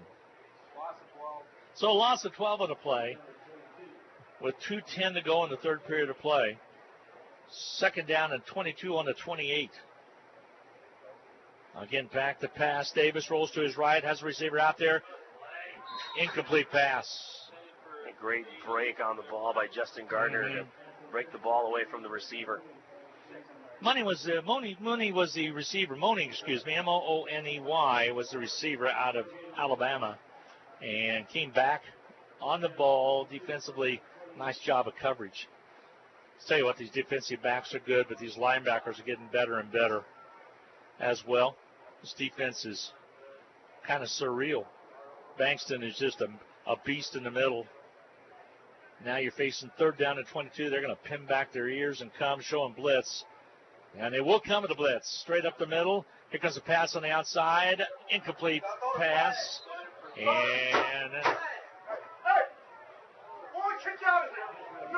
And the ball's incomplete. Corey Bennett in on that coverage as they were looking for Mooney again.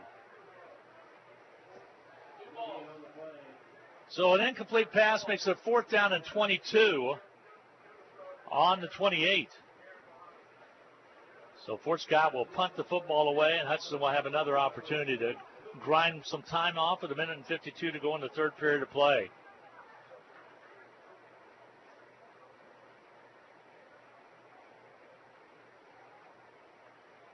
Here comes the punt. Got a good one away. Fair catch called by Tinsley. He makes the catch right at the 34-yard line. So Hutchinson will have the football, 1st and 10. And now have a little talking happening right at around the 45-yard line. The referees get everybody back to where they need to be. And Hutchinson will have the football. See where they're officially going to mark it. As the Blue Dragons break huddle and get set, they've got to mark the football. Actually, they're going to mark it right at the 33-yard line. So the Blue Dragons 1st and 10 from their own 33. With 1:46 to go in this third period of play. Hutchinson in control, 27-7.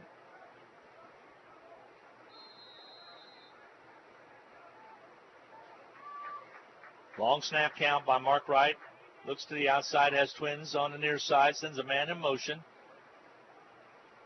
Gives it straight up the middle, carried by Cross up close to the 35-yard line, across the 35, just short of the 36-yard line. Last drive, that's where the Blue Dragons had so much success right up the middle. And here on the first play of this drive, Fort Scott showing that it can close that off. 2nd and 7.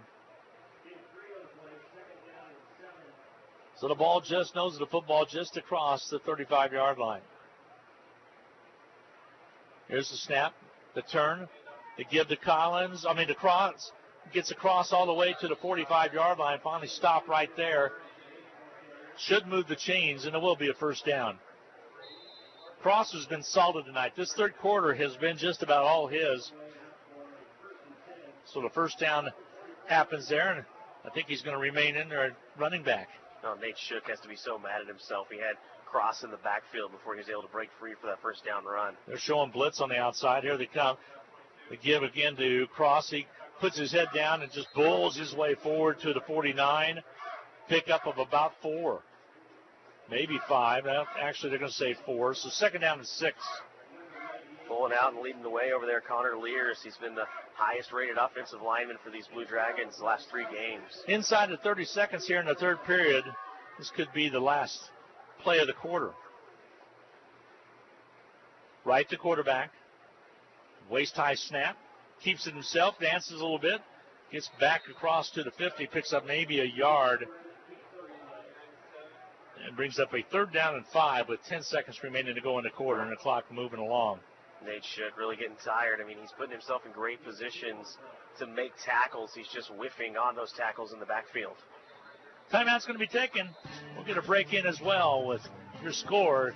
Hutchinson 27, Fort Scott Greyhounds 7. They are now return for the start of the fourth period of play on the Blue Dragons Sports Radio Network. Hi, this is Brian Bobo, General Manager at Midwest Ford. Wow, it's already fair month. Well, at Midwest Ford, we have fair savings all month long, like $7,500 off of MSRP on a 2019 Edge, or new 2019 Escapes for under $20,000. And how about $12,000 off MSRP on 2019 F-150s? So hurry out during fair month for the big savings at 1100 East 30th or online at MidwestSuperstore.com. New Escape must own a 95 or newer Ford. It's football season, when the weather is warm one day and cold the next. Stay ahead of cold and flu season by drinking plenty of liquids, getting enough rest, and keeping your hands sanitized. Come see the friendly folks at Ashcraft Pharmacy, your locally owned Health Mart pharmacy, for over-the-counter medications to help alleviate symptoms. And if you need a prescription, we offer free mail-out, free delivery, or call ahead for our handy curbside service. Go Dragons! From Ashcraft Pharmacy in the Hart Shopping Center, South Hutchinson, and Health Mart, caring for you and about you. Well, we start the fourth period of play. Dragons with a 20-point lead at 27-7 had the ball right at midfield. Really dominating time of possession by 10 minutes, 27-17. Yeah, 13 more first downs, and Fort Scott is 0 for 12. 67 offensive plays, 288 yards for the Blue Dragons. A lot of it was that last drive they put together, a 10-play, 80-yard drive for the touchdown. Here the Blue Dragons back to pass, and jumping away from the pressure is Mark Wright. Now he gets the first down to the 40, all the way down to about the 36-yard line. All that comes from a nice pump fake in the backfield, changes a sack into a big gain. Saw the pump fake. I thought he was going to be eclipsed out there as we had the full moon, but Wright got away, and they're going to send out Brown. Let's see if he's going to be okay. He did not slide. He elected to try to get a little bit more yardage, and maybe he should have taken the safe slide over there. Ball's on the 37. They'll bring in Brown. He's okay, but I think they're saying, hey, young man, you're too valuable to do that on the play. Trying just to get a couple more yards. Just take the slide. Here, loose football. Brown dives for it and getting it back, I believe, for the Blue Dragons was Sharif Brown. Just a miscommunication on that handoff with Collins. Nobody took it. He'll check back out and back in as Mark Wright. I think they got Wright out there just saying, hey, do not put your season in jeopardy by trying to get a couple, 3 yards when we're up by close to 3 touchdowns. So the ball on the 38 now. 2nd down and 11. Loss of 1 on the play. Mark Wright back in there at quarterback. As a tailback in the person of Cross. Ball loose again, and fumble is recovered by number 42, Cale Harbor. And he picked up the loose football. And now Hudson going backwards. Near disaster on back-to-back plays, but heads-up plays by nearby Dragons. Got a Fort Scott player down on the field. Let's see if they're going to attend to him. I'm sure they will. This is going to be a 3rd down and 18 now from the 44 for Hutchinson. And a timeout, a medical timeout is going to be taken. We will get a timeout as well. We'll get it in. We'll be back here for more with 13:27 to go in the ball game. 27-7, Hutchinson top. This is the Blue Dragons Sports Network.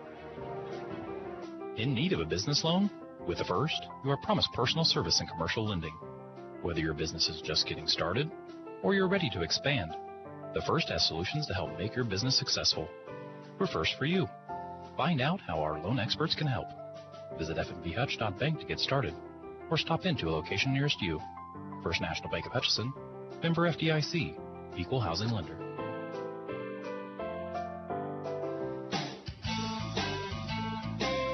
Butler down at Coffeyville ran back a punt to take that 20-13 lead. So a little explosions down there as well. And they're going to have to help this young man off the field as he might have injured that right ankle as he can't even put pressure on it. And the injury is to number 29 out there, Maurice McCray. He's out of Philadelphia, Pennsylvania, big defensive lineman, 240. He's a sophomore, so I think he's going to be all right, but they're having to gingerly walk him to the sideline. Yeah, 2nd time they've had to stop play to bring him out in this half, and he only came out for 1 play last time. I think this one's going to sideline him longer. Well, the way it is, and now he's finally putting a little bit of pressure on it, but he's under a lot of pain here. Hutchinson breaks huddle down, and comes from the sidelines. They'll set up the offensive play. 3rd down and 18. Ball on the 44-yard line of Fort Scott. So the Blue Dragons try to come up with the big play here. Low snap, but coming up with the Mark Wright. Trying to get away from the onslaught of the defenders. And finally, he's knocked out of bounds over the 45-yard line. Another loss on the play. It'll bring up 4th down and punt situation with 13:06 to go. Fort Scott defensively trying to get fired up as they're saying, hey, we can get back in this if we can get a score right here. So let's see if Arrington can really get a good job on the punt here. So he's back to punt again. He's had a couple of really good punts. One that pinned him all the way back at the 3 that set up the Blue Dragons punt return when they got it back. Here he'll sidewind kick it. Ball hits at the 20 and bounces, takes a Blue Dragon roll, and they'll down it right at the 10. So anytime you get it inside the red zone like that, it's a good job. And they'll set up shop. Fort Scott will have the football with the ball at the 11. Yeah, 3rd time Arrington has put it inside the 20 tonight. 12:22 to go in the contest. Blue Dragons with an off week next week. And a lot of kids will be taking some visits. Some of the sophomores that are talented. Very talented and being sought after. Like we said, Bankston with a couple of offers. One coming in about each week. All right, here we go. And quarterback will be Davis. We've yet to see one of the other quarterbacks yet. He's going to keep it himself, and he will be corralled and thrown for a loss. Sack in the backfield. Kept on the play, and the ball's second down, and they're going to say about 7, so pick up a 3. They'll set up again. We've yet to see Rayvon Bartlett Jr. tonight at quarterback, and both had played equal time, but we have that C.J. Ward. There's a keeper by Davis again. Got hit at the 20, rolls forward, has the first down, I believe, and they'll move the chains. So success by running the ball by Davis carries it out to the 25. Yeah, he's really taking a beating doing it. So now back in there for Fort Scott is Oliver at the running back slot. To go with the shotguns formation. Oliver on his right hip. Now he sends Oliver in motion. Ball bobbled a little bit. Now Davis keeps it himself. He's going to go on the run across, has another first down, and all the way up to the right side trying to stop the clock at the 45. Big carry right there by Davis. Ball popped up. Darren, did you see it? It popped out of his hands. It's just enough for the Blue Dragon defense to blow by him, and they picked up some big yards. So they'll mark it at the 45. First and 10 for the Greyhounds. Davis comes out. So he finally comes back out, and C.J. Ward back in now. And like you said, Davis really taking some hits, and he looks to be a little bit in pain. Back to pass, C.J. Ward, and they'll get him. Sacked by the Blue Dragons. Hutchinson came in, they'll down it at the 39-yard line. His helmet came off again, and he's going to have to come out, as that's the rule whenever a helmet comes off. And let's see what they're going to go with that quarterback. Is back in Davis. He'll check back in. Well, not that he's had time, but Ward's not really even going through any progressions. I mean, we've seen him back up, really knowing where he wants to go with the ball, and if it's not there, he just tucks it and runs. Yeah, has nothing to do with it. So back in is Davis at quarterback. Again, Oliver on his right hip. They'll send trips out to the left side, a single on the far side on a wide receiver. Back to pass, looks right, goes right with it, just about picked off, incomplete pass. As Hutchinson was sniffing it over there in the person of Gardner. Justin Gardner just about came up with the pick. So stops the clock with 10:17 to go on the incomplete pass. Hutchinson defense trying to put some pressure on the Fort Scott offense. Fort Scott a couple years ago came into Gowan Stadium, got a huge win. Back to pass again is Davis, and he's going to be wrapped up for another loss. Maybe over only about a yard this time, but the pocket collapsed quickly on him. Deontay Gibson's been making a living in that backfield tonight. 4th down and 16. You know, the big difference between that game and then this game would be that Fort Scott had such a big third quarter in that game. Put up 15 points to really get the victory in Gowans. All right, they'll punt it again. 4th and 17. Ball on the 38-yard line. Hutch leading it 27-7. I understand that Butler has extended that lead now down in Coffeyville by another touchdown. Here's a big-time kick. They're going to stay away from it. It's going to take a bounce and go into the end zone. Nice job by Tinsley kind of doing the coaching back there to say don't even come close to it. Let it go. And it took an end-over-ender. And it will be Hutchinson football. Ball on the 25. And with 10:09 remaining to go in this fourth period of play. So if Hutch can take 4, 5, 6, maybe drive it down and get a score, this one would maybe be in the bag, but not done yet with 10:09 to go. Boy, what you hope both teams would come out of here with hardly any injuries. I don't think we've had anything major until the young man with the ankle a little while ago, Alexander, had to come out for Fort Scott. So here's Mark Wright. He wants to throw it. Screen pass on the left side.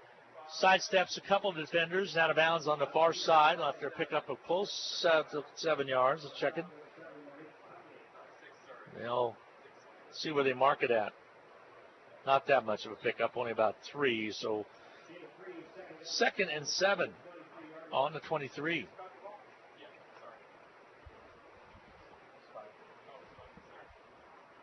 Wright. Mark Wright, the quarterback. Now he holds up. And it's Trey Coleman back in the backfield with him. Turn to give to Coleman. Trying to turn the corner completely. Angles inside to the 30. He has his feet taken out from underneath him, but he gets the first down to the 34. And more importantly, he stayed in bounds. That'll move the chains, but it should keep the clock running as they crank it. Big seal on that right side by DeMarcus Mills at 6'7", 341. Coleman continues to impress, and Cross has tonight as well. Here's Mark Wright. Barks out the signals. Now he holds up, checks it off, looks to the sidelines. He's got Bird along with Tinsley on the far side. And Braham on the right, on the near side to give to Coleman. This time around the left side, trying to turn that corner. He can't get it done. Forward progress is stopped short of the original line of scrimmage. Brings up a second down. And probably about 11, maybe 12 to go. Clock moving along. Looked like he's about to pop the corner over there on that left side that time, as that was a pure sweep, but he just wasn't able to get it done. Now Collins checks into the contest, waiting for him to really roll and have a big game. Second down and 9. So forward progress picked up 1. Ball on the 35 for Hutchinson. Blue Dragons back to pass. Yeah, they caught, but nothing there. As Clary caught the football, but he was well behind the line of scrimmage. He just had nowhere to go. Macedo read it well, and he got help back on the inside where Nate Shook was waiting on the receiver to come back inside. So with 8:04 to go, third down and 13. So Hutchinson trying to move the chains and control the ball game. We're inside of 8 minutes. Fort Scott fans trying to rally their fan base. Hutchinson will let that play clock go down. It's at 7. Now it's at 6. Here's Mark Wright. Keeps it. Rolls forward. Stopped. Fourth down and punting situation now for the Blue Dragons. Picked up a couple yards, Darren, but they're going to have to punt the football away with 7:28 to go. We mentioned coming in that so many of the tackles are made by Fort Scott's defensive backs and defensive linemen. But we've seen Bakari Jackson make his presence known a little bit from that linebacker spot here tonight. Gets the big tackle. Clock moving, 7:14 to go. They'll get set to punt it. Again, the play clock now with 10. Here comes the kick. And it takes a Blue Dragon bounce and picked up quickly. Is picking it up for Fort Scott. Greyhounds now trying to turn the corner. Dragons had him, and now they fling him out of bounds. And timeout stops the clock as a nice return for Fort Scott as he spun away. That was Putney, Malik Putney out of Tacoma, Washington. Got away, and there's a flag on the play, but then coming up to make the stop defensively was Allen for Hutchinson, and through number 7 out of bounds pretty abruptly. And you get a chance to take your choice here because you've got a flag while the ball is still in the air, and you've got another flag after the ball is being returned, and I believe both of them will go against Fort Scott. Okay, we will check it out here. Clock stop is 6:55 to go. Again, next week, there will not be a Blue Dragon game on Saturday. They'll have the night off. In the bye week, yeah, I'll have the night off. Steve Carpenter indicating there's a volleyball tournament and a soccer tournament, but woe is me. So now they're still trying to figure out what they're going to do out there. As here comes the referee. By both, you're correct, Darren. Personal foul, unnecessary roughness, and that one is declined, but illegal block in the back will be accepted. So half the distance to the goal line, and they'll mark it back, and Fort Scott will take over. Looks like they're going to mark it. That was going to be at the 32, but it's going to be all the way down to, looks like the 12-yard line. So first and 10, done to 12. For the Greyhounds, they trail it by a score of 27-7. So get set. C.J. Ward still the quarterback back there for the Greyhounds. has running backs on his left and right hip. He's going to elect to give it to one of those running backs and turn around the corner on the outside is going to be carried by Oliver. John Oliver is going to be stood up after a pickup of pretty good yardage up across to the 20, so a pickup of about 8. Second down and a long 2. Really has great speed if you let him loose on that edge. All right, he turns a give this time again, and a different running back is going to be Jackson for Fort Scott, and he picks up the first down all the way out to the 30-yard line. And he's showing you a little bit of what the Blue Dragon running back showed you in the first quarter, taking multiple guys to bring him down. There's Wilson on the carry, Colin Wilson. So first down for the Greyhounds, stops the clock, and now it starts again with 6:16 to go in the ball game. Tried to do the hard count, doesn't go. Hutchinson hold him back.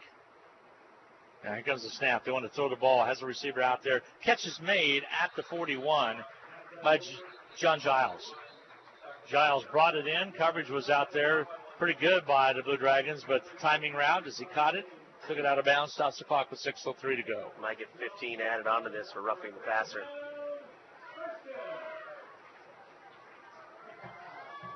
So, see where they're going to place the ball, if they're going to call it. They've moved the chains now.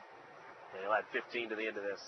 And the umpire's going to come in, and you're right. They're going to walk off the 15. They're going to say excessive hitting out of bounds. He was headed out of bounds, but evidently they felt like the Blue Dragons were too aggressive, and 15-yard penalty. Oh, roughing the passer is what it was. All right, gotcha. So they'll mark the ball at the Blue Dragon 43-yard line. 1st and 10 for the Greyhounds with 5:54 to go. He's looking at the end result and not where the pass had come from. Give away, again, a carry by Oliver. Little or no gain on the play, and they'll probably keep it at none. It'll be 2nd down and 10. Clock keeps rolling, 5:33 and counting remaining to go. Blue Dragon volleyball team will be back in action, I believe, on Monday. Yes. Barton's going to be the opponent at 6:30 p.m. Here comes the throw. Again on the man out there. Catch is made. What a catch made by John Giles at the 15. Darren described that one because he went up over his shoulder and just basket caught that ball, and down he came with it. Well, really, if he doesn't make the catch, you can make the argument that there's pass interference there because he really had to work back through Ronald Williams to make that catch, and that's a spectacular grab. It really was. From this angle, it was a beautiful catch, kind of like a center fielder running away from the ball to catch it with his back to the infield. Here's the turn, and nothing there. They gave it to running back number 2, John Oliver.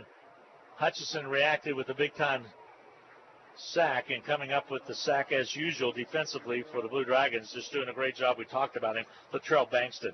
Yeah, I haven't heard his name in a while, and he comes back here in a big way. So C.J. Watts calls the play.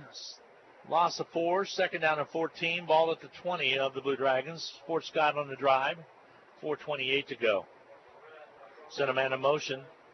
The fake wants to throw the ball, and the pocket collapses. Down he goes. And Bankston's in there again.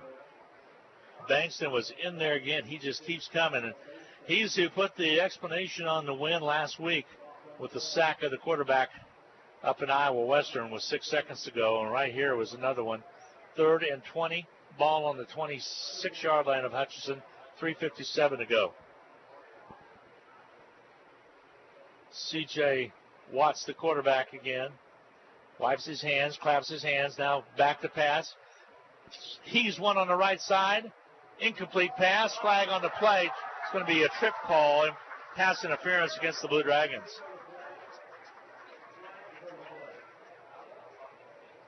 Bennett was out there stride for stride with him.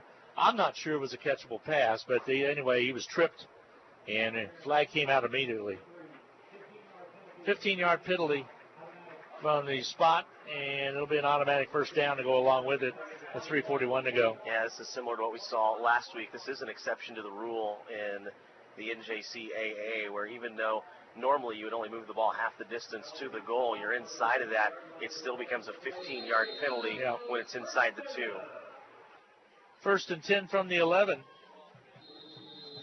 And penalty on the field. I'm not sure if they had illegal substitution or what the Greyhounds, they might have called timeout in time, is because they're trying to rush a player off. And they will take a timeout, and we'll take a timeout as well. So, again, the Blue Dragons leading it 27-7 with 3:41 to go in the fourth quarter of play. This is the Blue Dragon Radio Network. HCC Sports on Radio is brought to you by the Sportscaster Club members, Mega Manufacturing, Sporting Chiropractic Center, Papa John's Pizza, A&A Builders, Barclay Plumbing Company, Sutton Coffin Transmission Service, Lowen Corporation, Old Office Shares, Dr. Eric Severud with Alliance Orthopedic and Sports Medicine, Todd and Cindy Miller of Homestead Senior Care, Man Wyatt and Rice Injury Lawyers, MAYB, Mid-America Youth Basketball, Portfolio Recovery Associates, Dr. Robert Epp of the Hutchinson Clinic, and the Green Vision Group of Hutchinson. All right, 3:41 remaining to go on this fourth quarter of play. Hutchinson leading 27-7. Fort Scott trying to get one last opportunity to get in. It's 1st and 15 from the 16-yard line. Put a point on the board if they can. They're 2-0 in the season. Came in this game with great expectations and have played well. They're a good football team. You know, it just shows you give a head coach enough time, and Cale's been here. I think this is his 4th season. And he's gotten some signature wins. But not tonight. Hutchinson the winner, 27-7. Fort Scott hoping to put something else on the board. They'll split out wideouts to the right and left side. C.J. Wyatt will still be the quarterback. Again, kind of a little surprising. We have not seen the other quarterback tonight. There might be an injury. Bartlett out of Milwaukee, Wisconsin, has played quite a bit this season in the 2 games. Now we get set with 3:41 to go. Referee waiting for to allow the play to go live. And now they get set. Explanation taking place on the far side to Coach Rhodes. And now we'll get set. All right. Back in the shotgun is C.J. Wyatt. Wants to throw the ball left side. Incomplete pass. Stops the clock with 3:37 to go. Again in this 4th and final period to bring up a 2nd down and 15, ball on the 16-yard line. Yeah, you see once again, he's locked in that one receiver. If it's not there, he has nowhere to go with the ball. Now, the Blue Dragons have been on top of him as well, so really he's only had time to look at one receiver. Yeah. Good point out there as he's locked in on him, so we'll see how he does. C.J. Wyatt back in, gets the handoff, and right up the middle they go to the 15, trying to catch the Dragons. And then give it right up the middle. New man in there on the carry. Carry was made. 3rd down and 13. Ball on the 14-yard line for Fort Scott. All right, back to pass as C.J. Wyatt steps out of the pocket. A lot of pursuit by the Blue Dragons trying to get to him. They throw it away. An incomplete pass stops the clock with just under 3 to go. We'll bring up 4th down and 13 from the 14. He was running for his life. Well, that's the first time we actually saw him look multiple directions when looking down the field. I think he might have been looking at the defenders possibly coming to him because they were a lot of pressure. So 4th down and 13 from the 14-yard line for Fort Scott. Just under 3 to go. Kind of feel if Hutchinson gets the ball back, they will just play ball control. Let's see. C.J. Wyatt barks out the signals, gets the snap, steps back, wants to run the ball. Down he goes. Lost on the play. Back to the 23-yard line. Hutch will take over at that spot with 2:54 to go in the contest.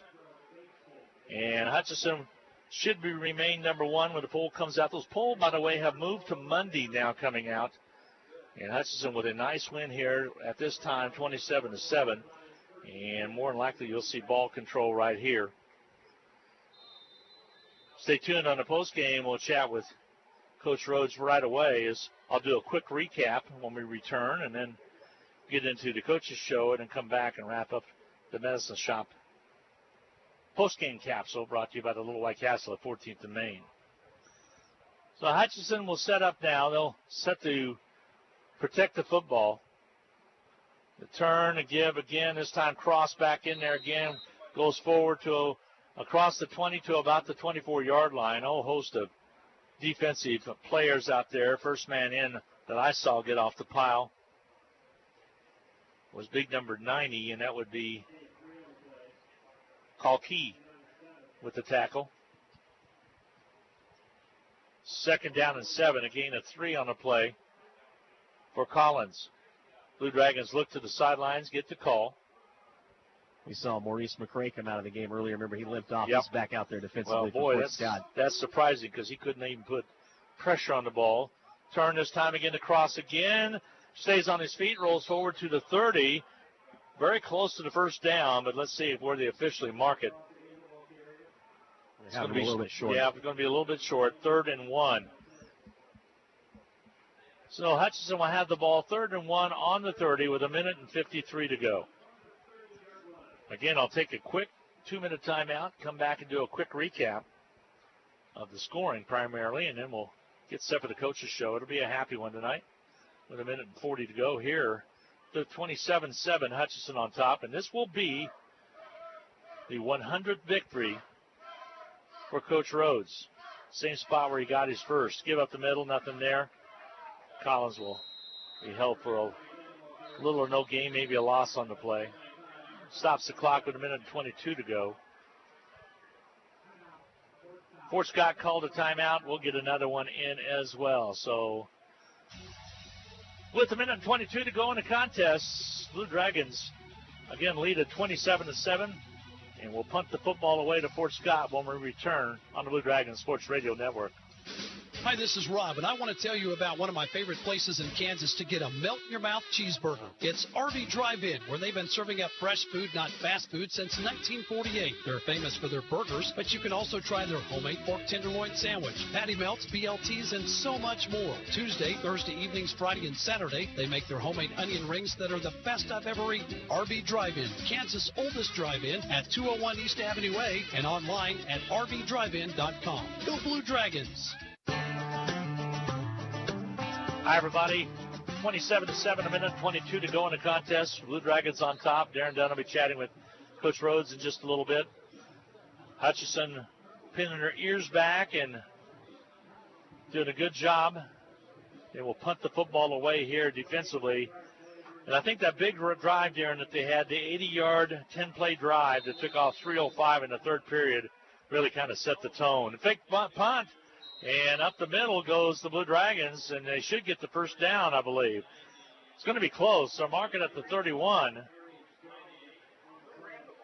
And McRae saw it, and it was a little bit too late to get the two guys that were back in punt return formation to get up and clog up that middle. So really, Fort Scott was going against that took the snap? Punt with 9 guys. I didn't see who took the snap even from this angle. But it's going to be a first down. Hutchinson will move the chains with 1:19 to go.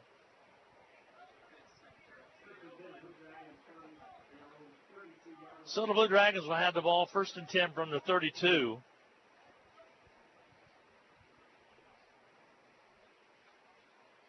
And now the Hutch Blue Dragons will just take a knee. And they're going to let time off the clock. Clock's going to click away with 55 seconds remaining to go in this ball game. And again, came in here. It was 10-7, Darren, but Hutchinson was able to get a good gap at halftime. Had a 20-7 lead, and right now 27-7 is the difference. So they're going to take a knee again. Game clock gets down to, play clock down to 7, which could be about 18 seconds difference. And that should do it. As Hutchinson has came to Fort Scott and given Ryan Rhodes' 100th victory as a head coach. He got his first one here 14 years ago here at Fort Scott. But he's returned to Frary Field to win his 100th. Your final 27-7 as the seconds click off the clock is your final from Frary Field. We're going to take a 2-minute timeout this time as the Blue Dragons come out of here victorious 27-7 tonight in Fort Scott. We'll be back after this 2-minute timeout. The Hutch Medicine Shop and the Hutch Blue Dragons have a lot in common. In addition to our logos both being blue, all three pharmacists at the Medicine Shop graduated from HCC. Rick Stone in 1984, Brent Bauman in 2001, and Lacey Stone in 2007. In fact, the Medicine Shop has employed over a dozen HCC students over the past 15 years who are now Kansas pharmacists. The Medicine Shop and the Blue Dragons working together as one team. Getting the most back from your tax return starts with